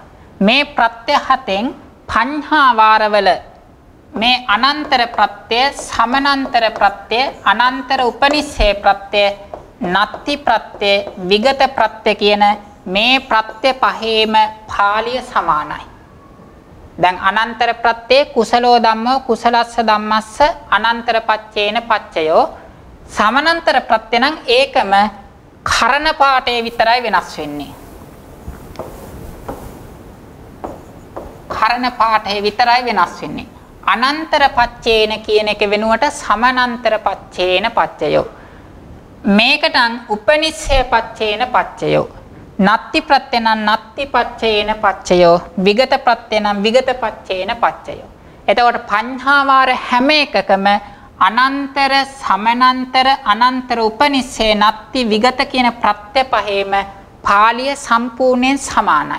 වෙනස් වෙන්නේ අනන්තර ප්‍රත්‍ය නම් අනන්තර පච්චේන පච්චයෝ, සමානන්තර පච්චේ නම් සමානන්තර පච්චේන පච්චයෝ, අනන්තර උපනිස්සය ප්‍රත්‍ය නම් උපනිස්සය පච්චේන පච්චයෝ, නත්ති ප්‍රත්‍ය නම් නත්ති පච්චේන පච්චයෝ, විගත ප්‍රත්‍ය නම් විගත පච්චේන පච්චයෝ. එතකොට කුසල ත්‍ික ප ဋ ාණයේ පඤ්ඤා වාරයේ මේ ප්‍රත්‍ය පහේම විදිපාලි 7යි තියෙන්නේ. එතකොට මේ විදිපාලි 7ම අනන්තර ප්‍රත්‍ය යටතේ විස්තර කරන්නට යෙදුණා. එහෙමනම් අද අනන්තර ප්‍රත්‍ය පිළිබඳව දේශනාව මෙතනින් අවසන් කරනවා. මීළඟට තියෙන්නේ ප්‍රශ්න ඇසීමට අවස්ථාව. තෙරුවන් සරණයි ස්වාමීන් වහන්සේ අවසරයි. තෙරුවන් සරණයි. ගැඹුරු දේශනාවක් ස්වාමීන් වහන්සේ මේ අර අන්තිමට කියප එකෙන් මම පටන් ගන්නම් මේ වහන්සේ කිව්වේ අර ප්‍රත්‍ය 7 දීලා මේ තණ්හා වාරෙදි කාලය සමානයි කියලා. කාලය සමානයි කියන්නේ මොකක්ද ස්වාමීන් වහන්සේ? කාලය නෙවෙයි මෑනියෝ පාලිය සමානයි කියලා කිව්වේ. පාලිය සමානයි. ඔව් ඔව්. හරි හරි. ඒ කියන්නේ ඒක විස්තර කරලා තියෙන හැටි ඒක වගේ අර අන්තිමට ඒ වචනේ වෙනස් වෙනවා. හරි. තව එකක් තමයි සමහරවිට භවංග සිතේ තියෙන චෛතසික මොනවද? භවංග සිත ගත්තාම මෑනියෝ සාමාන්‍යයෙන් භවංග සිත් සියල්ලම 19ක් තියෙනවා. ඒ සිත් 19 එකිනෙකට චෛතසික ගාන වෙනස් වෙනවා. දැන් උදාහරණයක් විදියට ඒ කියන්නේ භවංග සිත් 19 තමයි මහා විපාක සිත් 8යි සම්තිරණ උපේක්ඛා සහගත සම්තිරණ සිත් 2යි කාමාවචර ප්‍රතිසන්දි සිත් 10ක් තියෙනවා. ඊළඟට රූපාවචර විපාක සිත් 5යි 15යි අරූපාවචර විපාක සිත් 4යි 19යි. මේ විදියට භවංග සිත් වෙන්න පුළුවන් සිත් ඔක්කොම චිත්තුප්පාද 19ක් තියෙනවා. ඒ චිත්තුප්පාද 19 චෛතසික වෙන වෙන විදියට සුදුසු පරිදි තමයි යෙදෙන්නේ. ඒකේ ස්වාමීන් වහන්සේ භවංග සිතට ඇති වෙන්නේ අර හත ප්‍රධාන හත විතරද? සබ්බචිත්ත සාධාරණ චෛතසික 7ද? නෑ මෑණියෝ දැන් නැහැ තවත් ඇති වෙනවා මෑණියෝ. දැන් ඔය පිළිබඳව පුළුල්ව තොරතුරු තියෙනවා මෑණියෝ අභිධර්ම මාර්ගයේ පොතේ දෙවැනි පාඩමේ. ඒ කියන්නේ චෛතසික පාඩමේ තියෙනවා සම්ප්‍රයෝග ණය සහ සංග්‍රහ ණය කියලා ණය ක්‍රම දෙකක්. අන්නේ ණය ක්‍රම දෙක යටතේ ඔය එක එක සිතක යෙදෙන චෛතසික ප්‍රමාණය විස්තර කරලා තියෙනවා. එතකොට භවංග සිත්වල සබ්බචිත්ත සාධාරණ චෛතසික 7 විතරක් නෙවෙයි වෙනත් චෛතසිකත් සුදුසු පරිදි ඒ කියන්නේ සිතෙන් සිතට වෙනස්ව යෙදෙනවා. එහෙමයි ස්වාමීන් වහන්සේ. මේ අනන්තර කියන්නේ ඒකේ එක සිතක් ඇති වෙලා අවසිත ඇති වෙන්නේ නැතුව එතනම ආයේ ඒක ගාවම ඇති වෙනවා කියන එකද? අනන්තර කියන්නේ මෑණියෝ ඇත්තටම අනන්තර කියලා කියන්නේ දැන් එක චිත්තුප්පාදයක් හටගෙන නිරුද්ධ වුණයින් පස්සේ ප්‍රත්‍යෝත්පන්න වෙන ඊළඟ චිත්තුප්පාදය හට ගැනීම කියන මේ දෙක අතරේ අන්තර ධර්මයක් නැතිව පසුව උපදින සිතට උපකාරක ධර්මය තමයි අනන්තර කියන්නේ. එතකොට අනන්තර කියන වචනයේ තේරුම වචනේ පරිවර්තනය තමයි අන්තර ධර්මයක් නැහැ. ප්‍රත්‍ය ධර්මයේ ප්‍රත්‍යෝත්පන්න ධර්මයයි කියන මේ දෙක අතරමැද අන්තර් ධර්මයක් නැහැ කියන අදහස තමයි අනන්තර කියන වචනේ වචනාර්ථය. අනන්තර කියන වචනයෙන් ගන්න දෙය තමයි పూర్ව චිත්තුප්පාදය. අනන්තර යනු పూర్ව චිත්තුප්පාදයයි. එහෙමයි සම්මත. මනෝ දැන් මම ඔබවහන්සේ මේ දේශනාව ගැන පටන් දේශනාව වර්ණනා කරපු නිසා මම අහන්න ගත්ත පටන් දේශනාව ඒකේ තියෙන එක තමයි මනෝවිඥාන ධාතුව කියන එක එනවා මේ ඒකේ නම් ඔබවහන්සේ වෙනදාක් විස්තර කරලා දෙයිද මේවයි මනෝවිඥාන ධාතුව කියන එක මෑනියෝ නිස්සය ප්‍රත්‍ය යටතේ විස්තර වෙනවා. ඒ වගේම ආරම්මන ප්‍රත්‍ය යටතේත් මනෝවිඥාන ධාතුව තියෙනවා. ඒ කියන්නේ සබ්බේ ධම්මා මනෝවිඥාන ධාතුය තං සම්පයුත්ත කානංච ධම්මානං ආරම්මන පච්චේන පච්චයෝ. එතනත් තියෙන කෙටියෙන් කියනවා නම් මෑනියෝ කෙටියෙන් කියනවා නම් සිත් 89 ගත්තහම දිපංච විඥානයයි මනෝ ධාතු සිත් 3යි කියන මේ සිත් 13 අයින් කරලා ඉතුරු සිත් 76ට තමයි පොදුවේ මනෝ විඥාන ධාතුව කියලා කියන්නේ. ආයතන සෝනම්පේක දිපංච විඥාන සිත් 10යි මනෝ ධාතු සිත් 3යි කියන සිත් 13 අත්හැරියහම ඉතුරු වෙනෝ සිත් 76ක්. අන්නේ ඉතිරි චිත්තුප්පාද 76ට ඒ කියන්නේ සිත් 76ට තමයි කියන්නේ මනෝ විඥාන ධාතුව කියලා. මනෝ ධාතු ගැන ප්‍රශ්නයක් තියෙනවා. ඉතින් කමන්නේ අනිත් අයට විදිහට මම ඔය ධාතු පිළිබඳව දැනගන්න පුළුවන් අභිධර්ම මාර්ගයේ 3 වෙනි පරිච්ඡේදයේ ඉගෙන ගන්නකොට. තෙරුවන් සරණයි මෑනියෝ. තෙරුවන් සරණයි ස්වාමීන් වහන්සේ. තෙරුවන් සරණයි. ස්වාමීන් වහන්සේ අර ඔබ වහන්සේ නිරෝධ සමාපත්තිය සමවැදී නැගී සිටින විට ඇති වෙන චිත්ත වීතිය ගැන විග්‍රහ කරන ස්වාමීන් වහන්සේ. ඒකේ තියෙන්නේ අර පරිකර්ම උපචාර අනුරෝම ගෝත්‍රභූ ධ්‍යාන කියලා අතින්ත කාලයක් කියලා. ඔව්.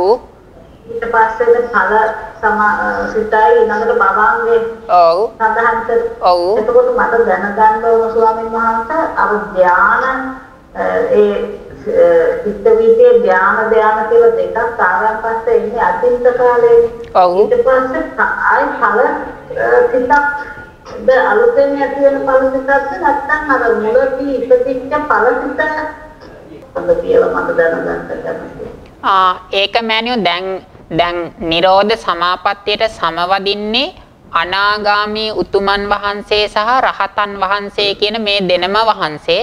එතකොට අනාගාමී ස්වාමීන් වහන්සේ කෙනෙක් නම් නිරෝධ සමාපත්තියට සමවැදුනේ උන්වහන්සේට නිරෝධ සමාපත්තියෙන් නැගිටිනකොටම මුලින්ම හටගන්නේ අනාගාමී ඵල චිත්තුප්පාදය.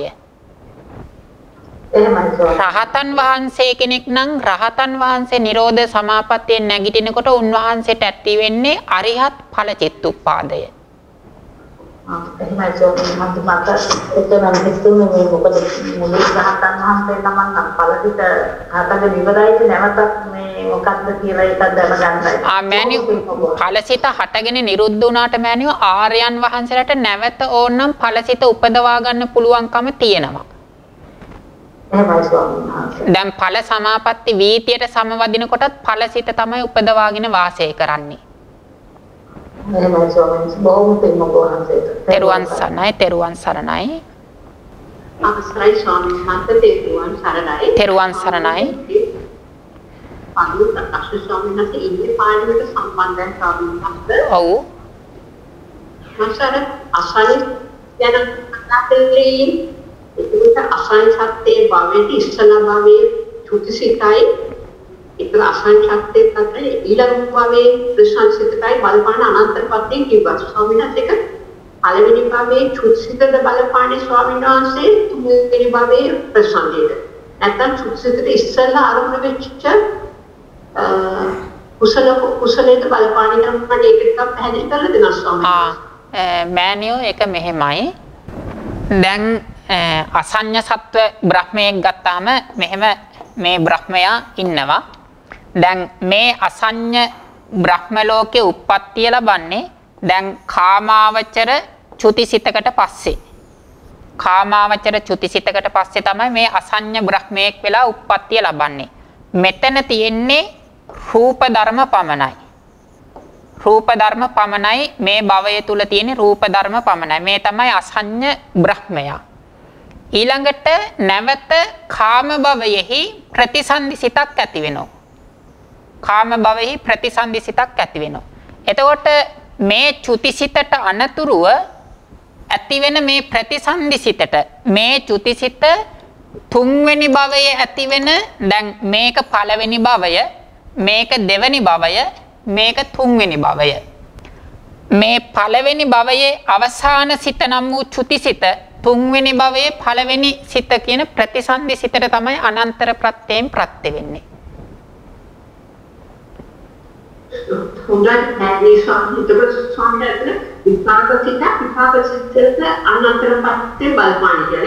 හරියටම හරි මෑණියෝ මේ චුතිසිතත් විපාක සිතක් ප්‍රතිසන්දි සිතත් විපාක සිතක්. විපාකෝ ධම්මෝ විපාකස්ස ධම්මස්ස අනන්තර පච්චේන පච්චයෝ. විපාක ධර්මය තවත් විපාක චිත්තුප්පාදයකට අනන්තර ප්‍රත්‍යයෙන් ප්‍රත්‍ය වෙනවා.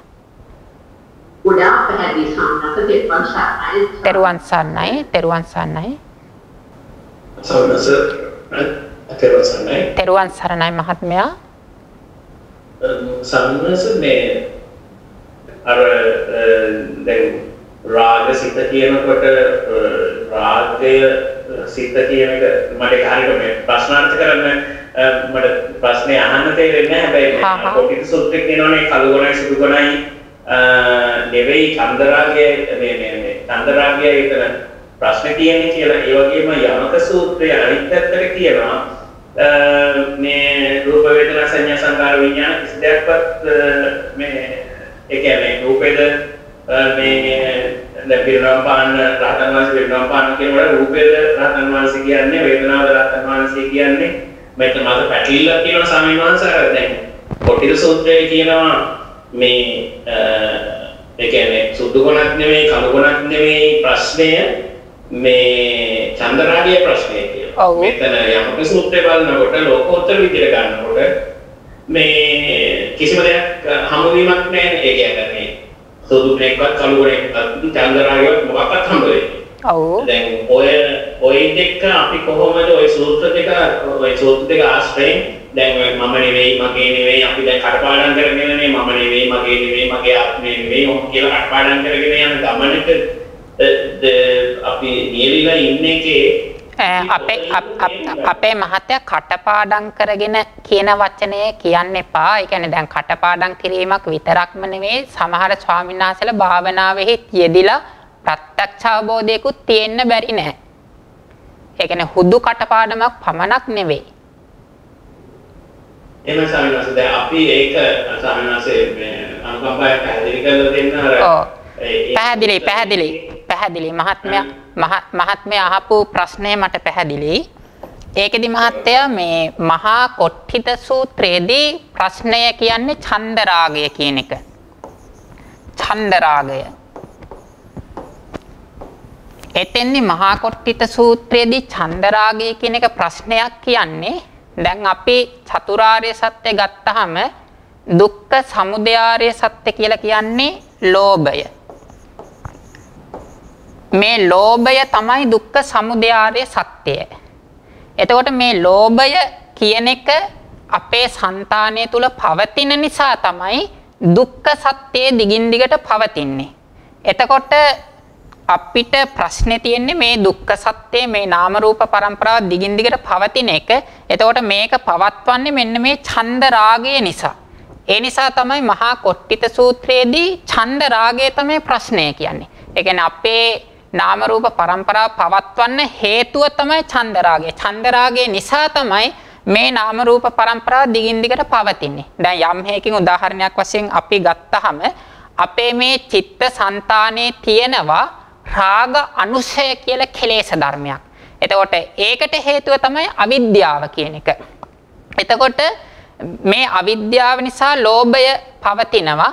ලෝභය නිසා මේ නාම රූප පරම්පරාව දිගින් දිගටම පවතිනවා. එතකොට යම් කිසි කෙනෙකුට පුළුවන්කම තියෙයි නම් සතර මාර්ග ප්‍රඥාව උපදවාගෙන තමන්ගේ సంతානය තුල තියෙන අවිද්‍යාව සම්පූර්ණයෙන් විනාශ කරන්න ඒ අවිද්‍යාව සම්පූර්ණයෙන් විනාශ වූ ගමන්ම තණ්හාවත් ඒ සමගම විනාශ වෙනවා. එතකොට මේ අවිද්‍යාව තණ්හාව නිසා පවතින දුක එතනින් එහාට පවත්වන්නේ නැහැ. එතකොට මහා කොට්ඨිත සූත්‍රයේ අදහස තමයි අපේ මේ නාම රූප පරම්පරාව පැවැත්වීමට හේතුව මේ ලෝභය, ඡන්ද රාගය. මේ නිසා තමයි අපි දුකට නැවත නැවතපත් වෙන්නේ. එතකොට යමක සූත්‍රයේදී අපේ මහත්මයා කියන්නේ එක මිත්‍යා දෘෂ්ටියක් ගැන. ඒ කියන්නේ යමක සූත්‍රයේදී දැන් රහතන් වහන්සේ ඉන්නෝ.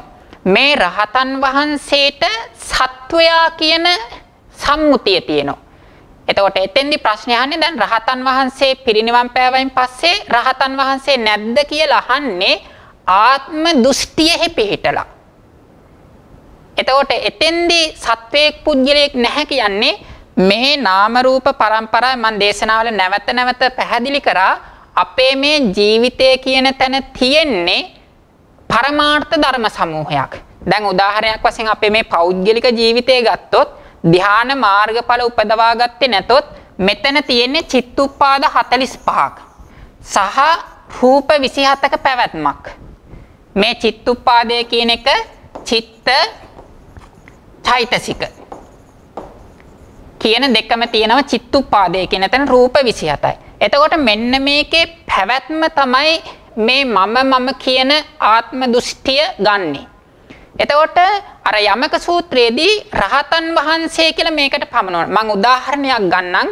මේ වෙලාවේ මගේ సంతානය තුල අරිහත් මාර්ග ඥානෙ ඉපදිලා නිරුද්ධ වුණොත් මම මේ උදාහරණයක් කියන්නේ. එතකොට එතනින් එහාට මට විවහාර කරන්නේ රහතන් වහන්සේ කියලා. රහතන් වහන්සේ කියලා.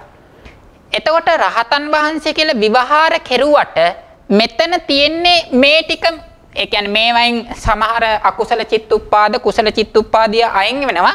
දැන් මේ රූප 27 ගත්තොත් මේකේ කිසිම වෙනසක් වෙන්නේ නැහැ. මේ රූප ශරීරයේ කිසිම වෙනසක් වෙන්නේ නැහැ. අරිහත් මාර්ග ඥාන ඉපදුනා කියලා. කිසිම අඩුවක් වෙන්නේ නැහැ. මේ නාම ටිකේ අඩුවක් වෙනවා කුසල චිත්තුප්පාද සහ අකුසල චිත්තුප්පාද කියන එක නූපදී යනවා. ඒකේ අඩුවක් වෙනවා. අනිත් ටික මෙහෙම්ම තමයි. එතකොට අර යමක සූත්‍රයේදී අහන්නේ රහතන් වහන්සේ මරණින් පස්සේ නැද්ද? එතකොට මෙතෙන්ට පුද්ගල දෘෂ්ටියක් දීලා තමයි මේ ප්‍රශ්නේ අහන්නේ. එතකොට ඒක ඒ සූත්‍රෙ දිගින් දිගට පස්සේදී විස්තර කරනවා මෙතන රහතන් වහන්සේ කියලා සත්වයක් පුද්ගලයෙක් නැහැ. හුදු නාම රූප પરම්පරාවක් පමණයි තියෙන්නේ කියන එක තමයි යමක සූත්‍රයේදී පැහැදිලි කරන්නේ. එතකොට රහත් උනත් මෙතන තියෙන්නේ නාම රූප ධර්ම සමූහයක් පමණයි. රහත් උනේ නැතත් මෙතන තියෙන්නේ නාම රූප ධර්ම සමූහයක් පමණයි. ඒක වෙනස් වෙන්නේ නැහැ. ලෞතර බුද්ධත්වයට පත් උනත් එතනත් තියෙන්නේ නාම රූප සමූහයක් විතරයි. ඒක වෙනස් වෙන්නේ නැහැ. එතකොට ස්වාමීන් වහන්සේ අපේ දැන් භාවනාවේදී නිමිති දැන් උදාහරණයක් විදිහට කියනකොට මම දැන් වටනගිල්ලක් දකිනවා. ඔව්. එතකොට දැන් මම මගේ මේ මනුස්ස ඇහෙන් වටනගිල්ල මට පේනවා. ඒක දැන් භූතේකට පෙරේතේකට සූක්ෂම හැකියන ග්‍රහණ දිවියකට එහෙම ඒකෙන් මේ විවිධ යන පුළුවන් නේ.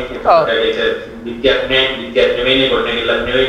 අන්න ඒ වගේ ස්වාමීන් වහන්සේ එදිනදා ජීවිතයේදී අපි කොහොමද මේක දැන් මට කියන ප්‍රශ්නේ තමයි දැන් උදාහරණයක් විදිහට දැන් මට ගොඩනැගිලි පේනවා නම් ඒ කියන්නේ මේ ඉන්න මිනිස්සු ඔය ඔක්කොම දැන් අර 30 ස්වාමීන් වහන්සේ වගේ ආර්ථික සංඥාවෙන් වගේ අපි ඉන්න ඕනද එහෙම නැත්නම් අපිට සාමාන්‍ය රූපය දකින්න එක සාමාන්‍යයෙන් දැකලා ඒකට චන්ද්‍රාගය ඇති නොකරගෙන ඉන්නවද කියන එක එහෙම කරොත් මම හිතන්නේ ඒක වැරදි වගේ මට හිතෙනවා. කියන්නේ තියෙන රූපෙට චන්ද්‍රාගය ඇති නොකරගෙන ඉන්න එක ප්‍රශ්නයක් වගේ කියලා හිතෙනවා. මම කියන දේ සම්මාසයෙන් තේරුම් ගන්න පුළුවන් දන්නේ නැහැ. ඒ කියන්නේ මට දැන් තියෙන ප්‍රශ්නේ තමයි ගොඩනැගිල්ල දැක්කොත් ඒ ගොඩනැගිල්ල තියෙනවද නැද්ද?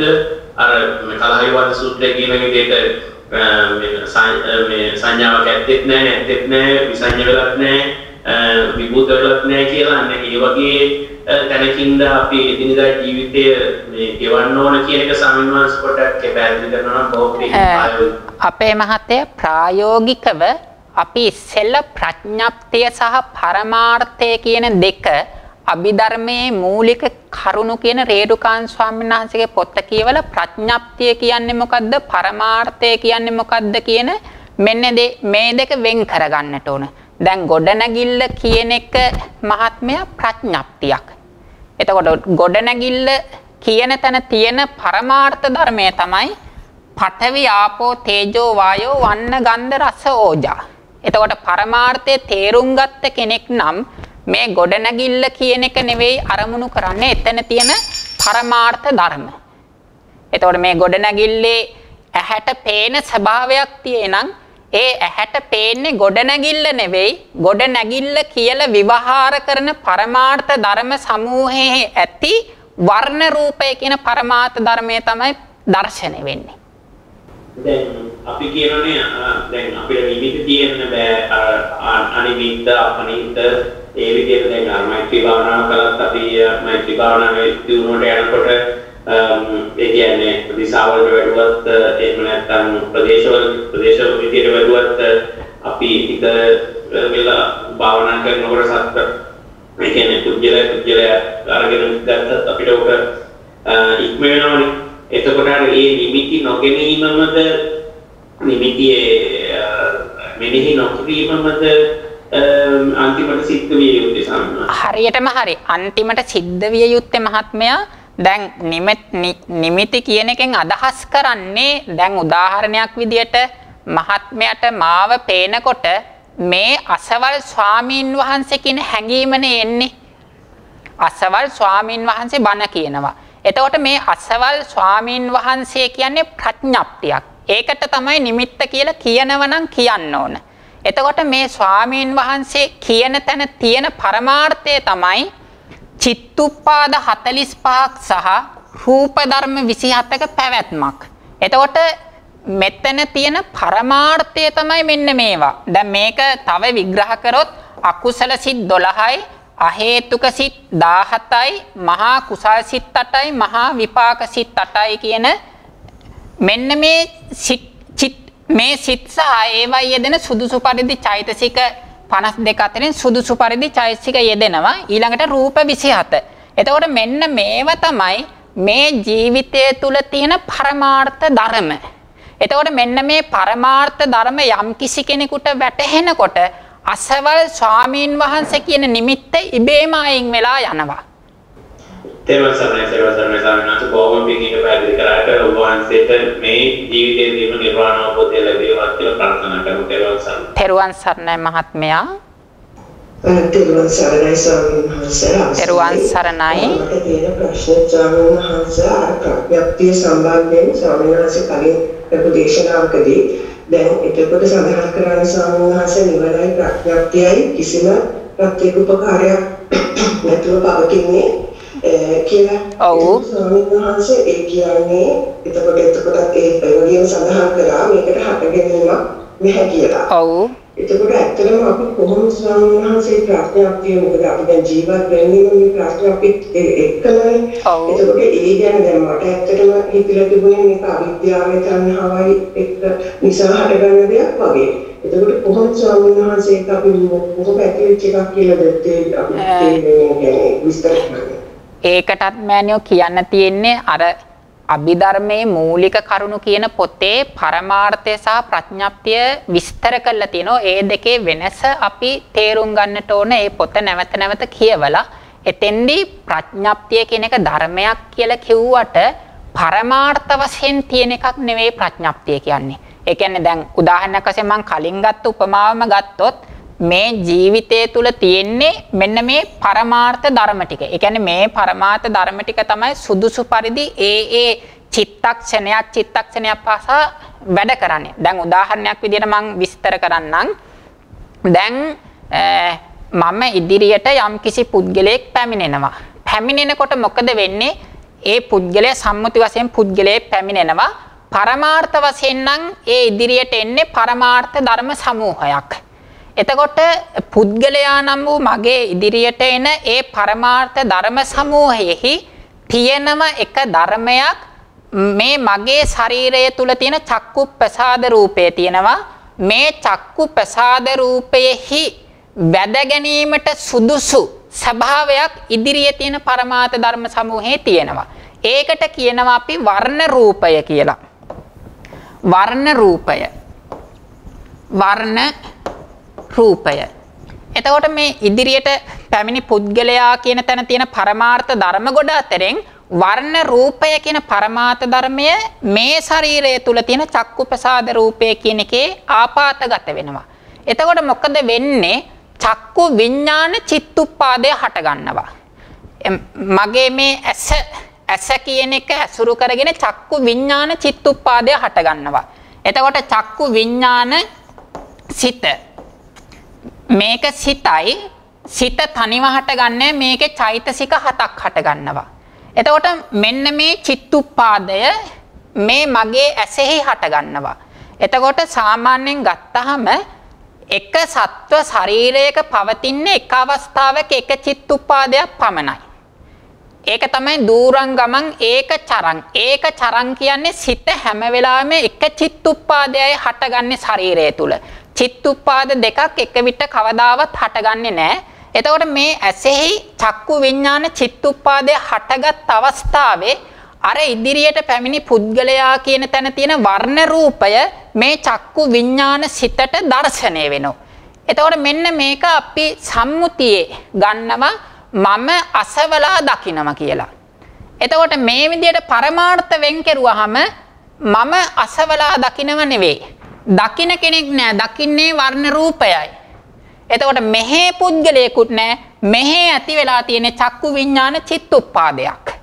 එතකොට දකින්න තන පුද්ගලයෙකුත් නෑ. බලන තන පුද්ගලයෙකුත් නෑ. දෙපැත්තෙම පරමාර්ථ ධර්ම සමූහයක් පමණයි ප්‍රත්‍ය නිසා හටගෙන නැති වෙලා යන්නේ.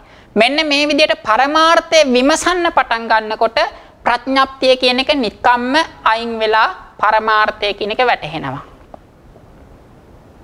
එතකොට අපි ඇත්තටම දැන් ප්‍රායෝගිකව අපි සාමාන්‍ය ජීවිතයේදී අපි පුරුදු කරන යුක්තේ ඒ වගේ අපි දැන් අපි පොඩි වෙලාවකට ඔය විදිහට බලන්නේ ස්වාමීන් වහන්සේ අපි දකින්නේ මානසික ගහ.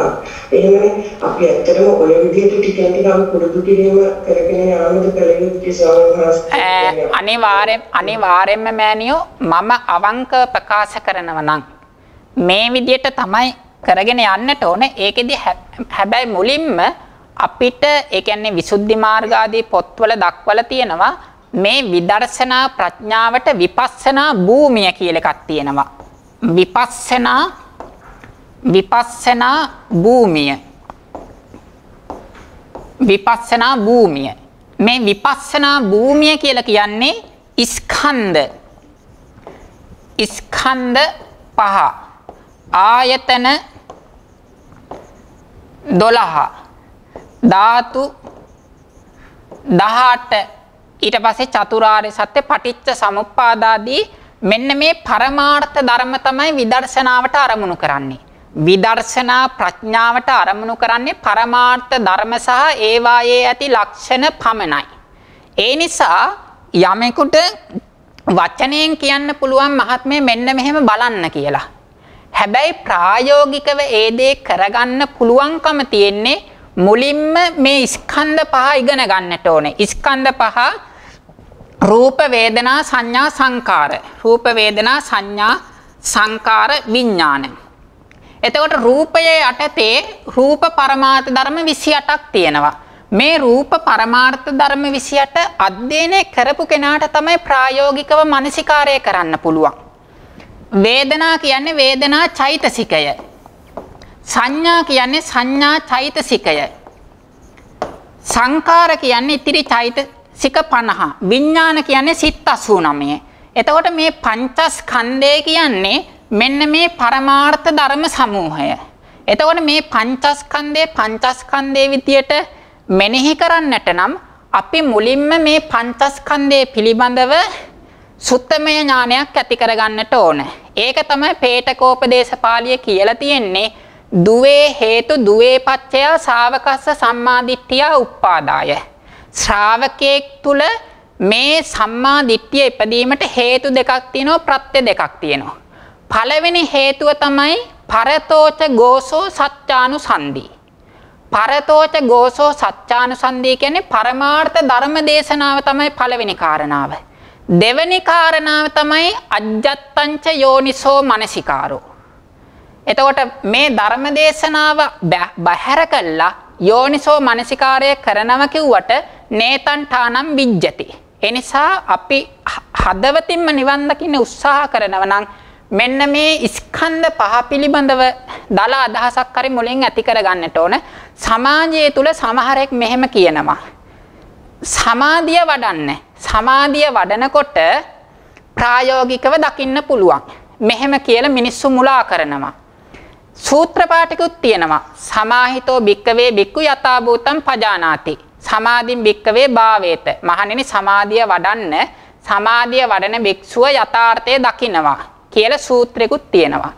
ඒ තියෙන්නේ මෑනියෝ මේ පරමාර්ථ ධර්ම පිළිබඳව මුලින් අධ්‍යයනය කළ සුතමේ ඥානෙ තියෙන කෙනාට.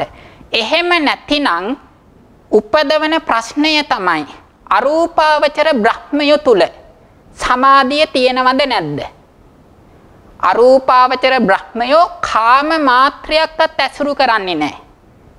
ඒ කියන්නේ අපේ ජීවිතේ වගේ නෙවෙයි අරූපාවචර බ්‍රහ්මයෝ. සමාධිය 100%යි. හැබැයි අරූපාවචර බ්‍රහ්මයන්ට සෝතාපට්ටි මග්ග ඥානෙ උපදවන්න පුළුවන්ද? බැහැ. හේතුවයි පරතෝ ගෝස පච්චයස්ස අභාවතෝ. මේ ධර්ම දේශනාව නැති නිසා. ඒ නිසා මම ඇත්තටම කරුණාවෙන් කියන්නේ, ඒ කියන්නේ මට මිනිස්සු මුලා කරන්න උවමනාවක් නැති නිසා මේ ඇත්තටම නිවන් දකින්න උවමනාව තියෙනම් මුලින් පරමාර්ථ ධර්ම විභාගය අපි අධ්‍යයනය කරන්නට ඕන. බුදුරජාණන් වහන්සේ කාලේ අද කාලේ වෙනස්. බුදුරජාණන් වහන්සේගේ කාලේ හැමදාම ජේතවනාරාමයට මිනිස්සු යනෝ බණ අහන්න. එතකොට බුදුරජාණන් වහන්සේ හැමදාම ජේතවනාරාමේ ධර්ම දේශනා කරනවා. ඊළඟට පිණ්ඩපාත යනකොට හම්බ වෙන්නේ රහතන් වහන්සේලා. කුටියෙන් එළියට බැස්සාම හම්බ වෙන්නේ රහතන් වහන්සේලා. එදා සමාජය තුල පොත් වලින් මේව ඉගෙන ගන්න අවශ්‍යතාවයක් උනේ නැහැ. බුදුරජාණන් වහන්සේ සහ සෙසු රහතන් වහන්සේලා ඕනවටත් වැඩිය මේ ධර්ම පිළිබඳව දේශනා කරනවා. ඒ නිසා බුද්ධ දේශනාවකට රහතන් වහන්සේ කෙනෙකුගේ දේශනාවකට අහුම්කම් දුන්නාම අපිට අමුතුවෙන් පොත් බලලා වෙහෙසෙන්න ඕනේ නැහැ. ඒ අවශ්‍ය ධර්ම ඥානය ලැබෙනවා. නමුත් වර්තමාන සමාජය තුල අපිට බුදු කෙනෙක් නැහැ. අද ඉන්න බුදුරජාණන් වහන්සේ තමයි යෝවෝ ආනන්ද මයා ධම්මෝච විනයෝච දේශිතෝ පඤ්ඤත්තෝ සෝවෝ මමච්චයේන සත්තා. ආනන්දේ මා විසින් නුඹලාට යම් ධර්මයක් දේශනා කරා නම් විනයක් දේශනා කරා නම් අන්නේ ධර්ම විනය තමයි වර්තමානයේ අපේ ශාස්ත්‍රුන් වහන්සේ. එනිසා අපිට ඇත්තටම නිවන් දකින්න ඕන නම් අඩුම ගානේ ගිහි පිංගතුන්ට පාලි භාෂාව දන්නේ නැති නිසා ත්‍රිපිටකය පරිහරණය කරන්න බැරි වෙන්න පුළුවන්. එබඳු පිංගතුන් රේරුකාණේ ස්වාමින් වහන්සේගේ අභිධර්ම මාර්ගය, චතුරාර්ය සත්‍ය පොට්ට, පටිච්ච සමුප්පාද විවරණය, බෝධිපාක්ෂික ධර්ම සංග්‍රහය මෙන්න මේ පොත් සරල සිංහලෙන් ලියලා තියෙන්නේ බෞද්ධ පිංගතුන්ගේ යහපත සඳහා. ඒ පොත් අරගෙන ටික ටික අධ්‍යයනය කරලා මුලින් මේ ධර්මය සම්බන්ධව අධ්‍යයනය කරනවා. සමහරු මේක සැහැල්ලුවට ලක් කරනවා කටපාඩම් කරගෙන කියලා. නමුත් එහෙම සැහැල්ලුවට ලක් කරාට එහෙම සැහැල්ලුවට ලක් වෙන්නේ නැහැ. මොකද මේක භාග්‍යතුන් වහන්සේගේ ධර්ම දේශනාවක්. එනිසා කවුරු කෙසේ කීවත් තමන්ගේ අභ්‍යන්තරයේ සිදුවන ක්‍රියාවලිය අපිට ප්‍රායෝගිකව අත්දකින්න පුළුවන්. යම් කිසි කෙනෙක් අභිධර්ම මාර්ගයේ පොත අරගෙන පළවෙනි පාඩම ඉගෙනගෙන පස්සේ තමන් ප්‍රත්‍යවේක්ෂා කරලා බැලුවොත් තමන් කලින් හිතුවේ කොහොමද දැන් හිතන්නේ කොහොමද කියලා තමන්ටම අත්දකින්න පුළුවන් වෙනස. ඊට පස්සේ චෛතසික පරිච්ඡේදයත් චිත්ත පරිච්ඡේද කියන මේ දෙකම කියවලා තමන් කල්පනා කරුවොත් පස්සේ කොහොමද තමන්ගේ දැක්ම දැන් කොහොමද කියලා තමන්ටම අත්දකින්න පුළුවන් ජීවිතේ වෙනස. ඒක තමයි කියන්න තියෙන්නේ. දෙමළ ස්වාමීන් වහන්සේ ඇත්තටම තේරෙනවා ස්වාමීන් වහන්සේ අප්‍රමාණ පින් තෙරුවන් සරණයි. තෙරුවන් සරණයි මෑණියෝ. තෙරුවන් සරණයි ස්වාමීන් වහන්සේ. තෙරුවන් සරණයි මෑණියෝ. විපස්සනා මාර්ගයේ ගානේ මේනකොට දේශනා කරගෙන කියන්නේ ඇත්තටම මෑණියෝ දැන් අපි ධර්මය ගැන සැහැල්ලුවට හිතන්න හොඳ නැහැ.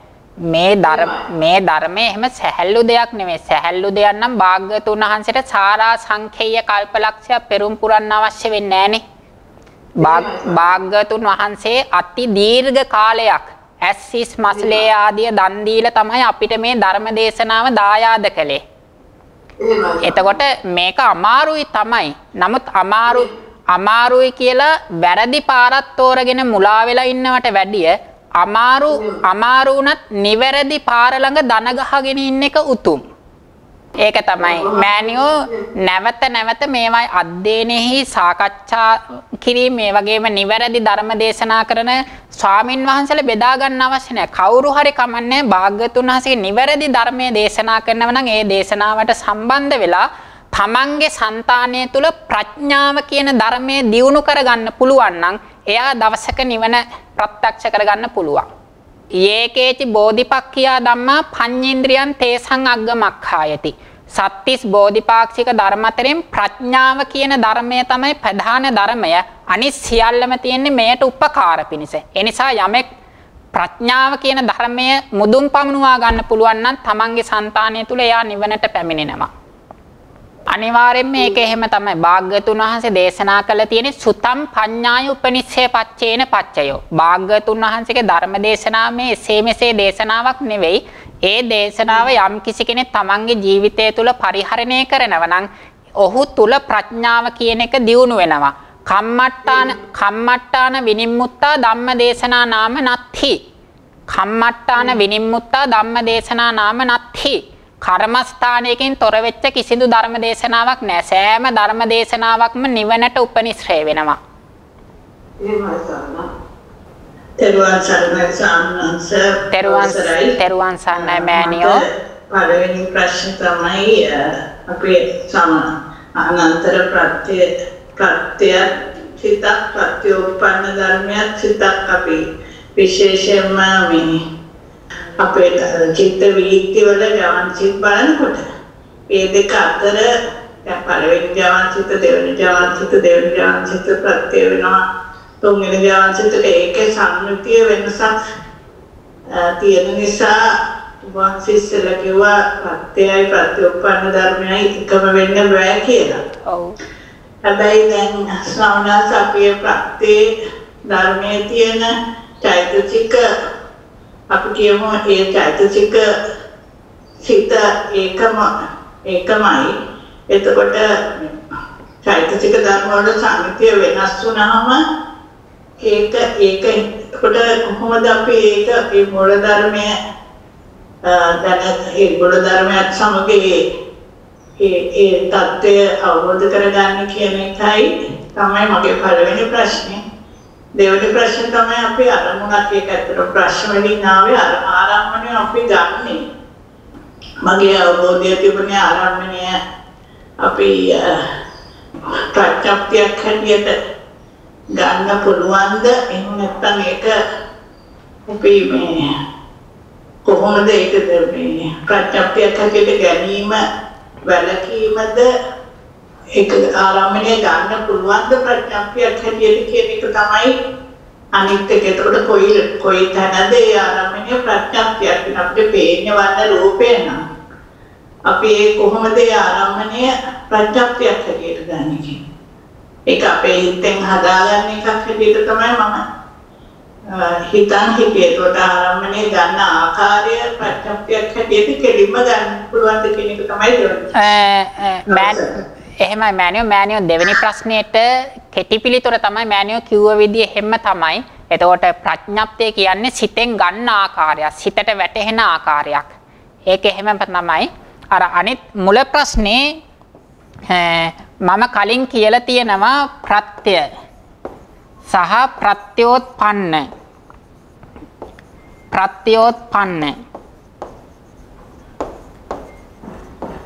මේ ධර්ම දෙකක් කියලා මම කලින් කිව්වේ. ඒක මූල ධර්මයක් හැටියට. ඒ කියන්නේ ප්‍රත්‍ය කියන්නේ වෙනම ධර්ම කොටසක්, ප්‍රත්‍යෝත්පන්න කියන්නේ වෙනම ධර්ම කොටසක්. ප්‍රත්‍යෝත්පන්න කියන්නේ මේක වෙන් වූ දෙකක් කියලා මේ මං විස්තර කරා. එතකොට ඒක එහෙමම තමයි. ඒකෙදි මෙහෙම එකක් තියෙනවා. දැන් චිත්ත ගත්තාම සිත් 89යි චෛතසික 52යි රූප 28යි. මෙන්න මේ පරමාර්ථ ධර්ම ටික ගත්තයින් පස්සේ මේ පරමාර්ථ ධර්ම ඔක්කොම හේතුම් පටිච්ච පබවಂತಿ සංඛතා. එතකොට මේව ප්‍රත්‍ය නිසා තමයි හටගන්නේ. හේතුම් පටිච්ච සංඛතා පබවಂತಿ. මේ සිත් 89යි චෛතසික 52යි රූප 28යි ප්‍රත්‍ය ධර්ම නිසා හටගන්නේ, ප්‍රත්‍ය ධර්ම නිසා පවතින්නේ. ඒ නිසා මේවාට කියනවා ප්‍රත්‍යෝත්පන්න ධර්ම කියලා පොදුවේ. එතකොට මේවා අතරේ ප්‍රත්‍යෝත්පන්න නොවන ධර්මයක් නැහැ. ඒ නිසා ප්‍රත්‍ය නිසා උපදින පවතින හින්දා මේ සියල්ලම ප්‍රත්‍යෝත්පන්න වෙනවා. ඒ වගේම මෑනියෝ මේ මෙතන තියෙන හැම ධර්මයක්ම තවත් ධර්මයන් හට ගැනීමට සහ පැවතීමට උපකාර කරනවා. අන්න ඒ නිසා මේ ධර්ම ටිකම ප්‍රත්‍ය විදියටත් ගන්නවා. මේ ධර්ම ටික වෙන ප්‍රත්‍ය නිසා උපදින නිසා පවතින නිසා ප්‍රත්‍යෝත්පන්න කියලාත් කියනවා. ඊට පස්සේ මේ ධර්ම ටික අනිත් ධර්මයක ඉපදීමට උපකාර කරන හින්දා ප්‍රත්‍ය කියලාත් කියනවා. උදාහරණයක් විදියට කිව්වහම මෑනියෝ දැන් යම් කිසි කාන්තාවක් දරුවෙක් බිහි කරනවා.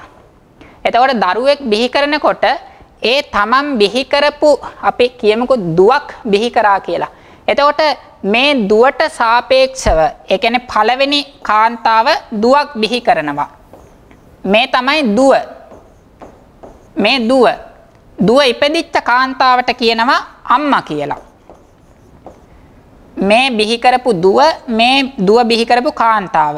මේ දුවට සාපේක්ෂව මෙයාට කියනවා අම්මා කියලා. හැබැයි මෙයාටත් අම්මා කෙනෙක් ඉන්නෝ. මෙයා බිහි කරපු අම්මා අපි බින්දුව කියලා ලිව්වොත් මෙයත් අම්මා. මෙයා එතෙන්දි දුව වෙනවා. එතකොට මෙයාට සාපේක්ෂව මෙයා අම්මා මෙයා දුව. එතකොට අන්න ඒ වගේ තමයි මේ ධර්ම ටික අන්‍ය ධර්මයන් නිසා හටගන්න නිසා ප්‍රත්‍යෝත්පන්න වෙනවා. ඒ වගේම මේ ධර්ම ටික වෙනත් ධර්මයන් ඉපදීමට සහ පැවැත්මට උපකාර කරන හින්දා ප්‍රත්‍යත් වෙනවා. එතකොට දුව විටක මේ අම්මට සාපේක්ෂව මෙයා දුව. ඊට පස්සේ මේ අම්මට සාපේක්ෂව මෙයා දුව. එතකොට මේ මැද ඉන්න කෙනා මෙයාට සාපේක්ෂව දුව කියලා කියනවා. මෙයාට සාපේක්ෂව අම්මා කියලා කියනවා. එතකොට මෙයා කරන කෘත්‍ය දෙකක් තියෙනවා. මේ දුව කියන කෙනා බිහි කරපු නිසා මෙයාට අම්මා කියනවා. ඊට පස්සේ මේ අම්මා කියන කෙනාගෙන් මෙයා බිහි වෙච්ච නිසා අම්මා කියන කෙනාගෙන් මතු වෙච්ච නිසා මෙයාට දුව කියනවා. අන්න ඒ වගේ තමයි මේ චිත්ත චෛතසික රූප කියන පරමාර්ථ ධර්ම අනිත් ධර්මයන් නිසා තමන් උපදින හින්දා කියනවා ප්‍රත්‍යෝත්පන්න කියලා. ඒ වගේම තමනුත් වෙනත් ධර්මයන්ට ඉපදීමට සහ පැවැතීමට උපකාර කරන නිසා කියනවා ප්‍රත්‍ය කියලා. අපි ජවන සිත් වලට සම්බන්ධ කරොත් දැන් පළවෙනි ජවන සිත දෙවෙනි ජවන සිතට ප්‍රත්‍ය වෙනවා. දෙවෙනි ජවන සිත තුන්වෙනි සිතට ප්‍රත්‍ය වෙනවා. තුන්වෙනි ජවන සිත හතරවෙනි සිතට ප්‍රත්‍ය වෙනවා. එතකොට මේක අනන්තර ප්‍රත්‍ය. මේක අනන්තර ප්‍රත්‍යෝත්පන්න. පළවෙනි සිත අනන්තර ප්‍රත්‍ය, දෙවෙනි සිත අනන්තර ප්‍රත්‍යෝත්පන්න. එතකොට මේක ප්‍රත්‍යෝත්පන්න උනේ මේ සිතේ උපකාරය ගත්ත නිසා. ඊළඟට මෙයා හටගත්තයින් පස්සේ මෙයා තුන්වෙනි සිතට උපකාර කරනවා. දෙවෙනි සිත තුන්වෙනි සිතට උපකාර කරන හින්දා මේ දෙක සම්බන්ධව ගන්නකොට දෙවෙනි සිත අනන්තර ප්‍රත්‍ය, තුන්වෙනි සිත අනන්තර ප්‍රත්‍යෝත්පන්න. අර අම්මයි දුවයි වගේ ඒ උපමාව අනුව තමයි තේරුම් ගන්න ඕනේ. එතකොට ප්‍රත්‍ය මෙයා ප්‍රත්‍ය නම් මෙයා ප්‍රත්‍යෝත්පන්න. ඒ අවස්ථාවේ ප්‍රත්‍ය ප්‍රත්‍යෝත්පන්න දෙක සම්පූර්ණ දෙකක්. මෙතෙන්දිත් එහෙමයි. මෙතෙන්දි මෙයාට ප්‍රත්‍ය කිව්ව මෙයාට සාපේක්ෂව නෙවෙයි මෙයාට උපකාර කරන නිසා. පැහැදිලි සමනස මට අවිච්ඡේද ගැන තේරෙනවා. හැබැයි මේ දැන් ජවන් චිත් වල සංයුතිය බැලුවොත් දෙවෙනි ජවන් චිත්තයි පළවෙනි ජවන් චිත්තයි තුන්වෙනි ජවන් චිත්තයි එකම වර්ගයේ සිත්. ඔව්. හැබැයි අන්‍යුතේ ඒකේ මම හිතන්නේ ඒකේ තියෙන මේ චෛතසික වල වෙනස්කම් තියෙනවා උනාට එකම වර්ගයේ සිත්ින්දයි මට පොඩ්ඩක් පැහැදිලි. හරි මෑන්. චෛතසික ඔක්කොම අපි හිතන්න මම පළවෙනි ජවන් සිතට වැඩි දෙවෙනි ජවන් සිතේ සංයුතිය ඒ කියන්නේ චෛතසික වල වෙනස් වීම තිබුණාට සිත එකමයි. ඒ සිත එකමයි කියන්නේ බෑ එකම වර්ගයේ. එතකොට ඒකේ මේ ප්‍රත්‍යෝත්පන්න එකයි ප්‍රත්‍ය එකයි අතර සමානකමක් තියෙන දත්තම් ධර්ම තියෙන හින්දා මට ඒක පොඩ්ඩක් ඒක මෑණියෝ හොඳ ප්‍රශ්නයක්. හොඳ ප්‍රශ්නයක් ඒක. හොඳ ප්‍රශ්නයක්. ඒක විමසන්න ඕන තැනක්. එතෙන්දී ඇත්තටම ජවන සිත් 7ක් ගත්තාම මේවයි මේ පළවෙනි සිත සෝමනස්ස සහගත දිට්ඨිගත සම්පයුත් අසංකාරික සිත නම් ඒ සිත සහ ඒ සිතේ දෙන චෛතසික 19. මේ ධර්ම පුඤ්ජයේ වෙනසක් වෙන්නේ නැහැ. මේ ජවන් සිත් 7ේම උපදින්නේ මේ ධර්ම පුඤ්ජය. සිත්වල හෝ චෛතසිකවල පරමාර්ථ ධර්ම වශයෙන් වෙනසක් වෙන්නේ නැහැ. ශක්තිය පමණයි වෙනස් වෙන්නේ. එතෙන්දී මෑණියෝ මේ පළවෙනි චිත්තුප්පාදය කියනකොට මේ ධර්ම පුඤ්ජය අපේ సంతානය තුල ප්‍රත්‍ය නිසා පහළ වෙලා ඒක නවතින්නේ නැහැ. ඒ ධර්ම පුඤ්ජය සම්පූර්ණයෙන්ම අභාවපාප්ත වෙනවා. අභාවපාප්ත වෙලා නැවත මේ දෙවෙනි චිත්තුප්පාදය කියලා කියන්නේ කලින් තිබිච්ච එක නෙමෙයි අලුත් ධර්ම පුඤ්ජයක්. එතකොට මේ දෙක ධර්ම පුඤ්ජ දෙකක්. නම් අපි සමානයි කිව්වට ධර්ම පුඤ්ජ දෙකක්. ඊළඟට දෙවෙනි ජවන චිත්තුප්පාදයේ සම්පූර්ණයෙන්ම මේ චිත්තචෛතසික ධර්ම පුඤ්ජය පහළ වෙලා සම්පූර්ණයෙන්ම අභාවපාප්ත වෙනවා. ඒ අභාවපාප්ත උනායින් පස්සේ තමයි තුන්වෙනි ධර්ම පුඤ්ජය හටගන්නේ. එතකොට අපේ ජීවිතේ ප්‍රායෝගිකව වැඩ කරනකොට වෙන වූ සංස්කාර ධර්ම පුඤ්ජ නම සමාන වුණාට ඒ රාජානයි හොඳට පැහැදිලි වෙනවා. ඒක තමයි මම පොඩ්ඩක් පැහැදිලි කරගන්න ඕනේ. එහෙමයි. ඕකේ වංශයට ප්‍රාර්ථනා බෝධි වංශප ලැබේවා. සාදු. විශේෂයෙන්ම ඉතින් අපි මතක තියාගන්නට ඕන අපේ බුද්ධ ශාසනය අතුරුදහන් වෙන විට මුලින්ම ප ဋ ාණ ප්‍රකරණය තමයි අතුරුදහන් වෙන්නේ. ඒකත් ප ဋ ාණප්පකරණේ 1 2 3 කියලා පොත් 3ක් තියෙනවා. මේ පොත් තුනෙන් තුන්වෙනි පොත සම්පූර්ණයෙන්ම කබඩ් වල විතරයි තියෙන්නේ වර්තමානයේ තුල. කිසිම ධර්ම දේශනාවක මේ තුන්වෙනි පොතේ තියෙන ධර්ම කරුණු කතා කරන්නේ නැහැ. ඒ වගේම දෙවෙනි පොත කියන එකෙත් තියෙන ධර්ම කරුණු සම්පූර්ණ ඒ පොත් කබඩ් වල දාලා තියෙන්නේ. ඒවයි ධර්ම කරුණු කිසිම දේශනාවක සඳහන් වෙන්නේ නැහැ. පළවෙනි පොතෙත් බොහොම කලාතුරකින් පළවෙනි පොතේ තියෙන මුල් පිටු 9 කරුණු තමයි සමහර වෙලාවට කලාතුරකින් අහන්න ලැබෙනව නම් ලැබෙන්නේ. ඒ තරමටම මේ ප ဋ ාණප්පකරණය කියන ධර්ම දේශනාව පොත් තියෙන හින්දා විනාශ වෙලා කියන වචනේ කියන්න බෑ. නමුත් පාවිච්චි අතින් ගත්තාම පුදුමාකාර විදියට 90ක් 95ක් විනාශ වෙලා තියෙන්නේ. ඒ හින්දා අපේ මේ උත්සාහය මේ විනාශ වෙලා තියෙන ප ဋ ාණ ධර්මය ශාසනය අතුරුදහන් වෙනකොට මුලින්ම අතුරුදහන් වෙන ධර්මය අඩුම ගානේ මිනිස්යන් තුල මේ ප ဋ ාණ කියන වචනය හෝ අඩුම ගානේ ප්‍රත්‍ය නිර්දේශය කියන කොටස හරි ගැඹුරට අධ්‍යයනය කරන්න බැරි වුණත් සජ්ජායනා කරන මට්ටමක් හරි මිනිස්සු තුල ඇති කරගත්තොත් ඒක ශාසනයටත් ලොකු උපකාරයක්. ඒ වගේම තම තමන්ගේ නිවන් ගමනටත් ලොකු උපනිශ්‍රයක් වෙනවා. ඒ හින්දා හැම දිනම අදිෂ්ඨාන කරගන්නට ඕන මේ ප ဋ ාණ දේශනාව බොහෝ දෙනා තුල පැතිරවීමට තම තමන් දන්න හැම දිනම දැනුවත් කරලා උනන්දු කරලා ශාසන අභිවෘද්ධිය සඳහා කටයුතු කරන්නත් අපි හිතේ තියාගන්නට ඕන. බුදුරජාණන් වහන්සේගේ අදහසත් ඒකයි. උන්වහන්සේ අපිට අවවාද දුන්නේ චරත භික්කවේ චාරිකම් බහුජන හිතාය බහුජන සුඛාය අත්තාය හිතාය සුඛාය දේව මනුස්සානං මා භික්කවේ ද්වේ ඒකේන මග්ගේන අගමිත්ත. එතකොට තමන් අරිහත්වයට පත් වුණා නම් එතනින් එහාට සද්ද නැතුව ඉන්න එපා. අනිත් සත්වයන්ටත් ඒ තමන් ගත්ත ධර්ම රසය ලබා දීමට නුඹලා විසින් උත්සාහ කරන්න කියලා උන්වහන්සේ අපිට අවවාද ලබා දුන්නා. ඒ වගකීම ස්වාමින් වහන්සේලාට උපාසක උපාසිකා කියන අපි හැමෝටම පොදුවේ තියෙනවා. ඒ නිසා අපි හැමදෙනාම තියෙන අපහසුතා විඳ දරාගෙන පුළුවන් හැටියට මේ ධර්මය চিරාත් කාලයක් මේ මිනිස්යන් අතරේ පවත්වා ගැනීමට උත්සාහ කරමු කියන අදිෂ්ඨානය ඇති කරගන්නට ඕන. බුද්ධ ශාසනං චිරන් තිට්ඨතු බුද්ධ ශාසනං චිරන් තිට්ඨතු බුද්ධ ශාසනං චිරන් තිට්ඨතු සාදු සාදු සාදු